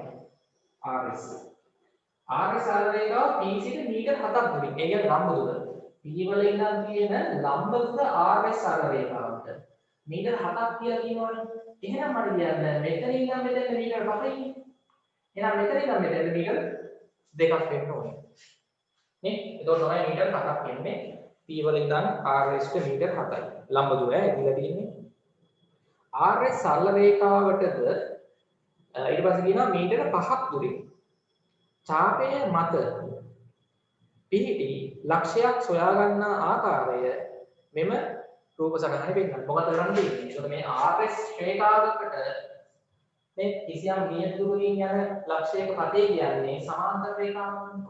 ඒගොල්ලෝ අඳින්න තමයි RS ට සමාන්තර රේඛාවක් මීටර 5 දුරින් මෙන්න. හරිද? සමාන්තර රේඛාවක් අඳින්න මීටර 5ක දුරින්. ඒක මේකේ දාන්න මීටර 5 කියලා. RS වලින් ඉඳන් මීටර 5ක දුරින් චලනය වෙන ලක්ෂයක පතේ. සමාන්තර රේඛාවක් නෙමෙයි. අන්නේ රේඛාවයි මෙන්න මේ ඡාපයයි කැපෙන ලක්ෂයක් තියෙනවා මෙතනක් කැපෙනවා මෙතනක් කැපෙනවා. මොනවායි ලක්ෂ දෙකෙන් එකක් මාක් කරා. එහෙම කියන්නේ RS සරල රේඛාවට මීටර 5ක් දුරින්. හරිද? සහ මේ ඡාපය මත. RS සරල රේඛාවට මීටර 5ක් දුරින් ඡාපය මත පිහිටි ලක්ෂයක පිහිටීම ගන්න තියෙනවා. මෙතන හෝ මෙතන තමයි ගන්න ඕනේ. ඒකට අපි කරන්නේ RS ට මීටර 5ක් දුරින් යන සමාන්තර රේඛාවක් නිකන් අඳින්න. ඇඳලා ඔන්න සමාන්තර රේඛාව දාලා මෙන්න මේ ඡාපය කැපෙන තැන මෙතන හෝ මෙතන ලක්ෂ්‍ය මාක් කරන්න. සමාන්තර බව දාන්න මෙතන සහ මෙතන. හොඳයි. එතනින් තමයි අපි කෙටි ප්‍රශ්න 25 ඉවරයි. අපි දැන් අනිවාර්ය ප්‍රශ්නයක් සාකච්ඡා කරමු. හරි එන්නටක් ගාලා අනිවාර්ය ප්‍රශ්න වලට ඉක්මනට භාග වලට එන්න. ලබන සතියේ අපි මේක නවත්තපු තැන ගැන තමයි ආයෙ සාකච්ඡා කරලා යන්නේ. ලබන සතියේ වෙද්දී ඕගොල්ලෝ දෙවෙනි පේපර් එකේ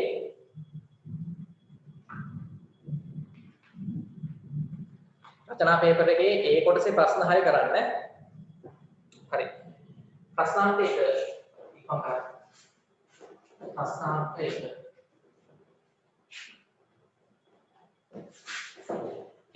කාණුවක මුළු දිගින් 15න් 7ක ප්‍රමාණයක් පළමු දිනයේදී කපන ලද අතර ඉතිරි දිගින් අන්න අල්ලා යන්නේ. ඉතිරි දිගින් 4න් එකක් දෙවන දිනේදී කපන ලද. මේවා ලේසි ප්‍රශ්න තමයි හොඳට තේරුම් ගන්න. කාණුවක මුළු දිගින්. එතකොට කාණුවක් කපනවා තියෙන කාණුව. ඒකට මෙතන ඉඳන් මෙතනට කපන්න ඕනේ කාණුව. මෙන්න කාණුවේ මුළු දිග. ඔව්. කාණුවක මුළු දිගින් කාණුවේ මුළු දිග සමාන කාණු 15කට බෙදලා කොටස් 7ක් තමයි පළමු දිනේ කපලා තියෙන්නේ. 15න් 7ක්. මෙතන වගේ 15න් 7ක් කපලා තියෙනවා. පළමු දිනේදී. මේ කපු ප්‍රමාණය 15න් 7යි. පළමු දිනේ කාණු කපාගෙන ගිහිල්ලා අපිට කපන්න ඕන මුළු දිග තියෙනවානේ. මුළු දිගින් කොටස් 15න් 7ක් කපලා ඉවර කරා. ඊට පස්සේ දෙවෙනි දිනේ ආයෙ කපන්න ගන්නවා. හරි කියන්නේ පළමු දිනේ කපලා ඉවර කරාට පස්සේ තව කොච්චරක් කපන්න තියෙනවද? පංගුවක් ලෙස කාණුවේ මුළු දිග මොකද කරන්නේ? මුළු දිග ළමයි පංගුවක් ලෙස ගත්තොත් 15ට කපු 15නේ. පළමු දින අවසානයේදී කාණුවේ මුළු දිගින් කොපමණ භාගයක් තවදුරටත් කපන්න ඉතිරි වෙලා තියෙනවා. මොකද කරන්නේ? කාණුවේ මුළු දිග අපි පංගුවක් ලෙස ගත්තොත් 15න් පංගු 15යිනේ. ඕකෙන් පළමු දවසේ කපලා තියෙනවා 15න් පංගු 7ක්. එහෙනම් තව ඉතුරු වෙන්නේ 15න් පංගු කීයද? 15න් 7ක් අඩු කරාම 8යි. ඕක තමයි තව ඉතිරි වෙලා තියෙන්නේ. මෙන්න ඉතිරි ප්‍රමාණය 15 පංගුවට. හරි. ඊට පස්සේ දෙවන දිනේදී කාණුවේ මුළු දිගින් කොපමණ භාගයක් කපලා තියෙනවද? ගාණි කියනවා ඉතිරි කොටස. මෙන්න මේ ඉතිරි කොටසින් පළමු දිනේ කපලා ඉවරුනාට පස්සේ ඉතිරි කොටසින් හතරෙන් එකක් දෙවන දවසේ කපලා තියෙනවා. ඉතිරියෙන් හතරෙන් එකක්. එතකොට පුතාලා ඉතිරියෙන් හතරෙන් එකක් කිව්වහම මොකද කරන්න ඕනේ? අර පළමු දිනේ කැපුවට පස්සේ ඉතිරි වෙන පංගුව තව මුළු කාණුවේදී 15යි. අන්නේ ඉතිරියෙන් හතරෙන් එකක් තමයි දෙවන දවසේ කපන්නේ. කපල ඉවර කරන්නේ නැහැ උනේ නේ. හරි මේ ඉතිරි කොටස තමයි හතරෙන් පංගුව. මේ ඉතිරි කොටස හතරකට බෙදුවොත් ඒකෙන් එකක් තමයි කපන්නේ දෙවන දවසේ. එතකොට මෙතන දෙවන දවසේ කපලා ඉවර කරපු ප්‍රමාණය අපි ගත්තොත් සාමාන්‍යයෙන් කියන්නේ මොන කිරීම මේ කාණ්ඩයේ මුළු දිගින් පංගුවක් ලෙස දීලා හතර වරක් එකයි අටකට හතර වරක් දෙකයි 15 වෙනි එකයි මේ දෙවරක් එක දෙකයි 15 වරක් එක 15 හරි බලන්න 15 වෙනි දෙකයි දෙවන දිනේදී කාණුවේ කපපු ප්‍රමාණය මුළු දිගින් පංගුවක් ලෙස තුන කාණුවේ මුළු දිගින් තවත් මීටර හරි තවත් මීටර 600ක් කැපීමට මිනිස්සු 4 දෙනෙකුට මේ කාණුවේ මුළු දිගින් තවත් මීටර 600ක දිගක් මුල් දින දෙක අවසාන වන විට කැපීමට ඉතිරිව තිබුණේ මොකද ඒ කියන්නේ අන දැන් දිග දෙකම ඒ කියන්නේ තමයි දැන් පළවෙනි දිනේ 15 වෙනි පංගු 7ක් කපලා ඉවරයිනේ කාණුවේ මුළු දිගින් දෙවන දිනේ ළමයි අර ඉතිරි වෙච්ච දිගිනු හතරෙන් එකයි කැපෙන්නේ මෙන්න මෙච්චරයි ඒ කියන්නේ ඒක 15 වෙනි පංගුව දෙකයි හරි හොඳට අහගන්න ඔව් පළවෙනි දිනේ 15 වෙනි 7ක් කපලා ඉවර කරා දෙවන දිනේ කැපිච්ච ප්‍රමාණය කාණුවේ මුළු දිගින් 15 වෙනි පංගු දෙකයි මට කියන්න තවදුරටත් ඉතිරි වෙනවා මෙන්න මෙච්චරයි තවදුරටත් කපන්නේ ඉතිරි වෙන ප්‍රමාණය තේරෙනවද ඔන්න ඔය ටික නේ පළවෙනි දින දෙක මේ පළවෙනි දවසේ කපපු ප්‍රමාණය පංගුවක් ලෙස මේ දෙවන දිනේ කපපු ප්‍රමාණය පංගුවක් ලෙස ඔය දවස් දෙකේ කැපුවාට පස්සේ තවදුරටත් ඉතිරි වෙනවා මීටර 600ක්. එහෙම නිගානේ කියන්නේ. කාණුවේ මුළු දිගින් තවත් මීටර 600ක දිගක් මුල් දින දෙක අවසාන වන විට කැපීමට ඉතිරිව තිබ්බලු. පළවෙනි දවස් දෙක කැපුවට පස්සේ. එහෙනම් මෙන්න මෙතන ඉඳන් මෙතනට දිග මීටර 600යි කොහොමද ගන්න. හරි. අපෙන් අහනවා කාණුවේ මුළු දිග. මට කියන්න මෙන්න මේ දැන් ඉතිරි වෙච්ච පංගුව කොච්චරද? දැන් කොච්චරක් කපලා ඉවරද මුල් දවස් දෙකේ 15 වෙනි 7යි ප්‍රොබ්ලම් ගන්න මුල් දින දෙකේ කපපු ඉවර ප්‍රමාණය 15 වෙනි 7යි 15 වෙනි 2යි එකතු කරන්න දාලා 15 වෙනි 7යි 15 වෙනි 2යි කියන්නේ ඈ 15 වෙනි 9 15 වෙනි 9 එතකොට මට කියන්න අර සල්ල ගන්න ඕනේ නැහැ දැන් හරිද මට කියන්න තව කොච්චරක් ඉතුරුද පංගුවක් ලෙස මේක 600 කියන්නේ කොච්චර පංගුවක්ද ඒතර කාණ්ඩයේ මුළු දිග 15 වෙනි 15යි ඉන්නේ ඕකේ පළවෙනි දවස් දෙකේ කපපු 15 වෙනි 9 දැන් කපල ඉවර ප්‍රමාණය පළවෙනි දවසේ සහ දෙවෙනි දවසේ ඔක්කොම ටික 15 වෙනි 9 අඩු කරන්න. එතකොට එනවා මෙතන කීයද? ඈ 15 වෙනි 9 අඩු කරාම 6යි. ඔව්. තව ළමයි 15 වෙනි පංගු 6ක් කපන්න ඉතිරි. තව 15 වෙනි පංගු 6ක් කපන්න ඉතිරි. මේක සරල කරොත් කොහොමද කීයද? 15 වෙනි 6 සරල කරගත්තොත් උඩයි යටයි තුනේ කැරෙනවානේ. එතකොට 6 තුන වරක් 2යි 15 තුන වරක් 5යිනේ. හරි සරල කරන්න 15 වෙනි සරල කරොත් 5 දෙකයි. ඔන්න ඕක තමයි ළමයි ඉතිරි. කාණුවේ මුළු දිග කෑලි 5කට බෙදුවොත් තව කෑලි දෙකක් ඉතිරි කපන්න. ඕක සමාන කරන්න පුළුවන් මීටර වලින් 600කට. 5න් දෙකක් කියන්නේ ළමයි මීටර 600ක්. නැත්නම් 15න් 6ක් කියලා ගන්නත් පුළුවන් ඈ. 15න් 6ක් කියන්නේ මීටර 600ක් කියලා ගන්නත් පුළුවන් නැත්නම් 5න් දෙකක් කියලා ගන්නත් පුළුවන් සරල කරාම. 15න් 6ක් කිව්වත් එකයි 5න් දෙකක් කිව්වත් එකයි. සරල කරාමනේ. 5න් පංගු දෙකක් කියන්නේ මීටර 600ක් නම් මට කියන්නේ 5න් පංගු එකක් කියන්නේ 600 බෙදන්න දෙකට. කීයද? 600 දෙකට බෙදුවාම ඈ 300යි මීටර. 600 දෙකට බෙදන්න. ඒ කියන්නේ තමයි කාණුවේ මුළු දිගින් 5න් පංගු එකක් කියන්නේ මීටර 300යි. එහෙනම් කාණුවේ මුළු දිග 5න් පංගු 5යි. ඒ කියන්නේ 300ව 5ක්. මීටර 1500යි.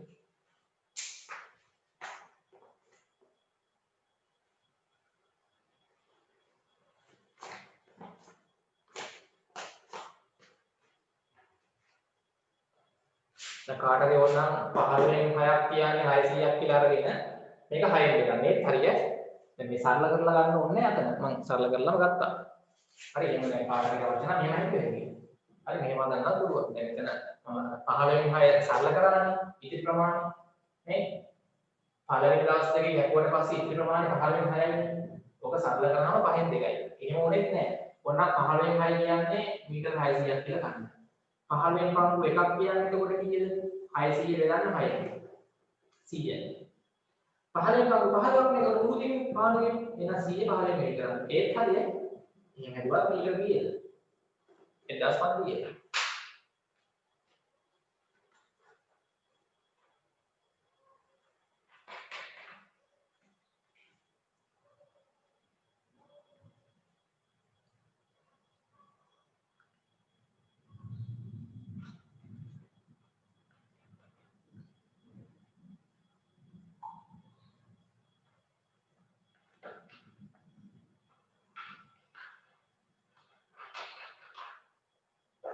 හරි. ඉක්මන් කරන්න. හොඳයි. අන්තිම එක රෝම ඉලක්කම් 4. රෝම ඉලක්කම් 4. හරි. 4 කාණුවේ ඉතිරි මීටර් 600. ඔන්න දැන් අර මිනිස් දින ගාණක් සම්බන්ධ වෙනවා ළමයි. නේ? මිනිස් දින මතකනේ ඒවත් මේවට සම්බන්ධ වෙනවා. වැඩ ප්‍රමාණය හරි. හොඳයි ඒක අහන්න. දැන් මේවයි කියන්නේ. කාණුවේ ඉතිරි මීටර 600 කැපීමට මිනිසුන් 4 දෙනෙකුට හරිද මිනිසුන් 4 දෙනෙකුට දින 3ක් අවශ්‍ය වේ මිනිසුන් 4 දෙනෙකුට දින 3ක් අවශ්‍ය වේ හරිද මේ එස්ටිමේට් කර ඇත එම දිග දින දෙකකදී කැපීමට වැඩිපුර මිනිසුන් කී දෙනෙකු යෙදවිය යුතුද එහෙම යාළුවනේ තමයි කාණුවේ ඉතිරි මීටර් 600ක් තියෙනවා තව කපන්න. ඔය කැපීමට මිනිස්සු 4 දෙනෙක්ට දින 3ක් යනවලු. ඒ කියන්නේ ළමයි එතන තියෙන මිනිස් මේ වැඩ ප්‍රමාණය මිනිස් දින කීයද? මේ ඉතුරු ටික කපන්න ගාන කියනවා බොහොම කපන්න බලන්න. අර මිනිස්සු 4 දෙනෙක්ට අපි දන්නවා වැඩ ප්‍රමාණය ගන්න මිනිස්සු ගාන දින ගානේ මුල කරලා කිසියම් වැඩක තියෙන වැඩ ප්‍රමාණය. මෙතන කිසියම් වැඩ ප්‍රමාණයක් කරන් තියෙනවා මේ ඉතුරු ටික කපලා ඉවර කරන්න වැඩක් තියෙනවනේ. ගාන කියනවා ඉතුරු මීටර 600 කපන්න මිනිස්සු 4 දෙනෙක් කියලෙව්වොත් මිනිස්සු 4 දෙනෙක් කියලෙව්වොත් දින තව කීයක් යනවද? දින 3ක් යනවලු. ඒතර එතන තමයි තියෙන්නේ වැඩ ප්‍රමාණය මිනිස් දින කීයද? මිනිස් දින 12ක වැඩක් තියෙන්නේ. හරි මෙතන මේ ඉතුරු ටික කපන වැඩේ මිනිස් දින 12ක වැඩක්. එක මිනිහෙක් කැපුවොත් දින 12ක් යනවා. තේරෙනවද? 4 දෙනෙක් කැපුවොත් දින 3න් ඉවරයි. අවශ්‍ය වෙයි එස්ටිමේට් කර ඇත. හරි. එම දිග දින දෙකකදී කපලා අපිට ඉවර කරන්න නම් මට කියන්න මේ මිනිස් දින 12ක වැඩේ දින දෙකකින් ඉවර කරන්න ඕනේ. දින දෙකකින්. එතකොට මිනිස්සු කීයක් ඕනද? මිනිස් දින 12ක වැඩේ දින දෙකකින් ඉවර කරන්න. අපි දන්නවා 6 වරක් එක 12ක් වෙන්නේ. 12 දෙකකින් බෙදන්න. එහෙනම් මිනිස්සු ගාන 12 දෙකකින් බෙදන්න. 12 දෙකකින් බෙදුවාම මිනිස්සු කීයක් ඕනද? මිනිස්සු 6 දෙනෙක් ඉන්න ඕනේ. මිනිස්සු 6 දෙනෙක් ඉන්න ඕනේ. හැබැයි අපෙන් අහන්නේ ළමයි කී දෙනෙක් අමතරව යොදවන්න ඕනේද? දැන් අපි දන්නවා මිනිස්සු 4 දෙනෙක් අපි දැන් එස්ටිමේට් කරගත්තනේ. නේ 4 දෙනෙක් එස්ටිමේට් කරා මුලින්. අපි දන්නවා දැන් දින දෙකක ඉවර කරන්න නම් 6 දෙනෙක් වැඩ කරන්න ඕනේ. එහෙනම් තව කී දෙනෙක් අමතරව යොදවන්න වෙනවද? තව දෙන්නෙක් ඉන්නන්න වෙනවා. නේ 4කට අමතරව 6ක් වෙන්න තව දෙන්නෙක් ඕනේ. නේ එහෙනම් අවශ්‍ය වැඩිපුර මිනිස්සුන් ගන්න දෙන්නයි. හරි. හොඳයි. එළමයි ඔයගොල්ලෝ ඊළඟ සෙනසුරාදා ක්ලාස් එකට සම්බන්ධ වෙද්දී මේක ඉතුරු අනිවාර්ය ප්‍රශ්න 4 කරලා තියෙන්න ඕනේ. සහ මේක රචනා පේපර් එකේ මම ප්‍රශ්න 3ක් විතර සාකච්ඡා කරනවා. ලබන සතිය බලමු වෙලාව තියෙන ප්‍රමාණය බලලා. රචනා පේපර් එකේ පළවෙනි කොටසේ. ඒ කොටසේ ප්‍රශ්න 6ම කරන්න ඕනේ. කරලා තියාගන්න. හරි. එතකොට අපිට ඊළඟ දවසේ සාකච්ඡා කරලා තව දවසක් සාකච්ඡා කරන්න වෙනවා. එතකොට සම්පූර්ණ පේපර් එකම සාකච්ඡා වෙනවා. පෙබරවාරි මාසේ අපි 2018 පේපර් එක සාකච්ඡා කරනවා. හරි මේ දෙක හොඳට හරියටම අවධානයෙන් කරගන්න. හරි මේ දෙක හරියට තේරුම් කරගත්තාම ඔයගොල්ලන්ට මේ සැරේ පේපර් එක ලේසි වෙනවා. ඔය ප්‍රශ්න රටාවට තමයි ප්‍රශ්න එන්නේ. හරි අවුරුදු දෙකක් ඊට පස්සේ ඔයගොල්ලෝ පුළුවන් නම් 17 පේපර් එකක් කරන්න 17 16 තනියම. හරි. හොඳයි. එහෙනම් තමයි අපි මෙතනින් ක්ලාස් එක නවත්තනවා. හරි රෙකෝඩින් එක අවශ්‍ය කට්ටියට ඕනනම් ගන්න පුළුවන් රෙකෝඩින් එක. හරි මගේ නම්බර් එකට මැසේජ් එකක් දාලා ඔයගොල්ලන්ගේ යාළුවෝ ඉන්නවා නම් ගෲප් එකකටත් දාන්නම් රෙකෝඩින් එක. හරිද? හොඳයි එහෙනම් අපි ඊළඟ සෙනසුරාදා ක්ලාස් එකේ හම්බෙමු. සියලු දෙනාටම සුබ රාත්‍රියක්. හරි පරිස්සමට ඉන්න බුස්සන්නයි.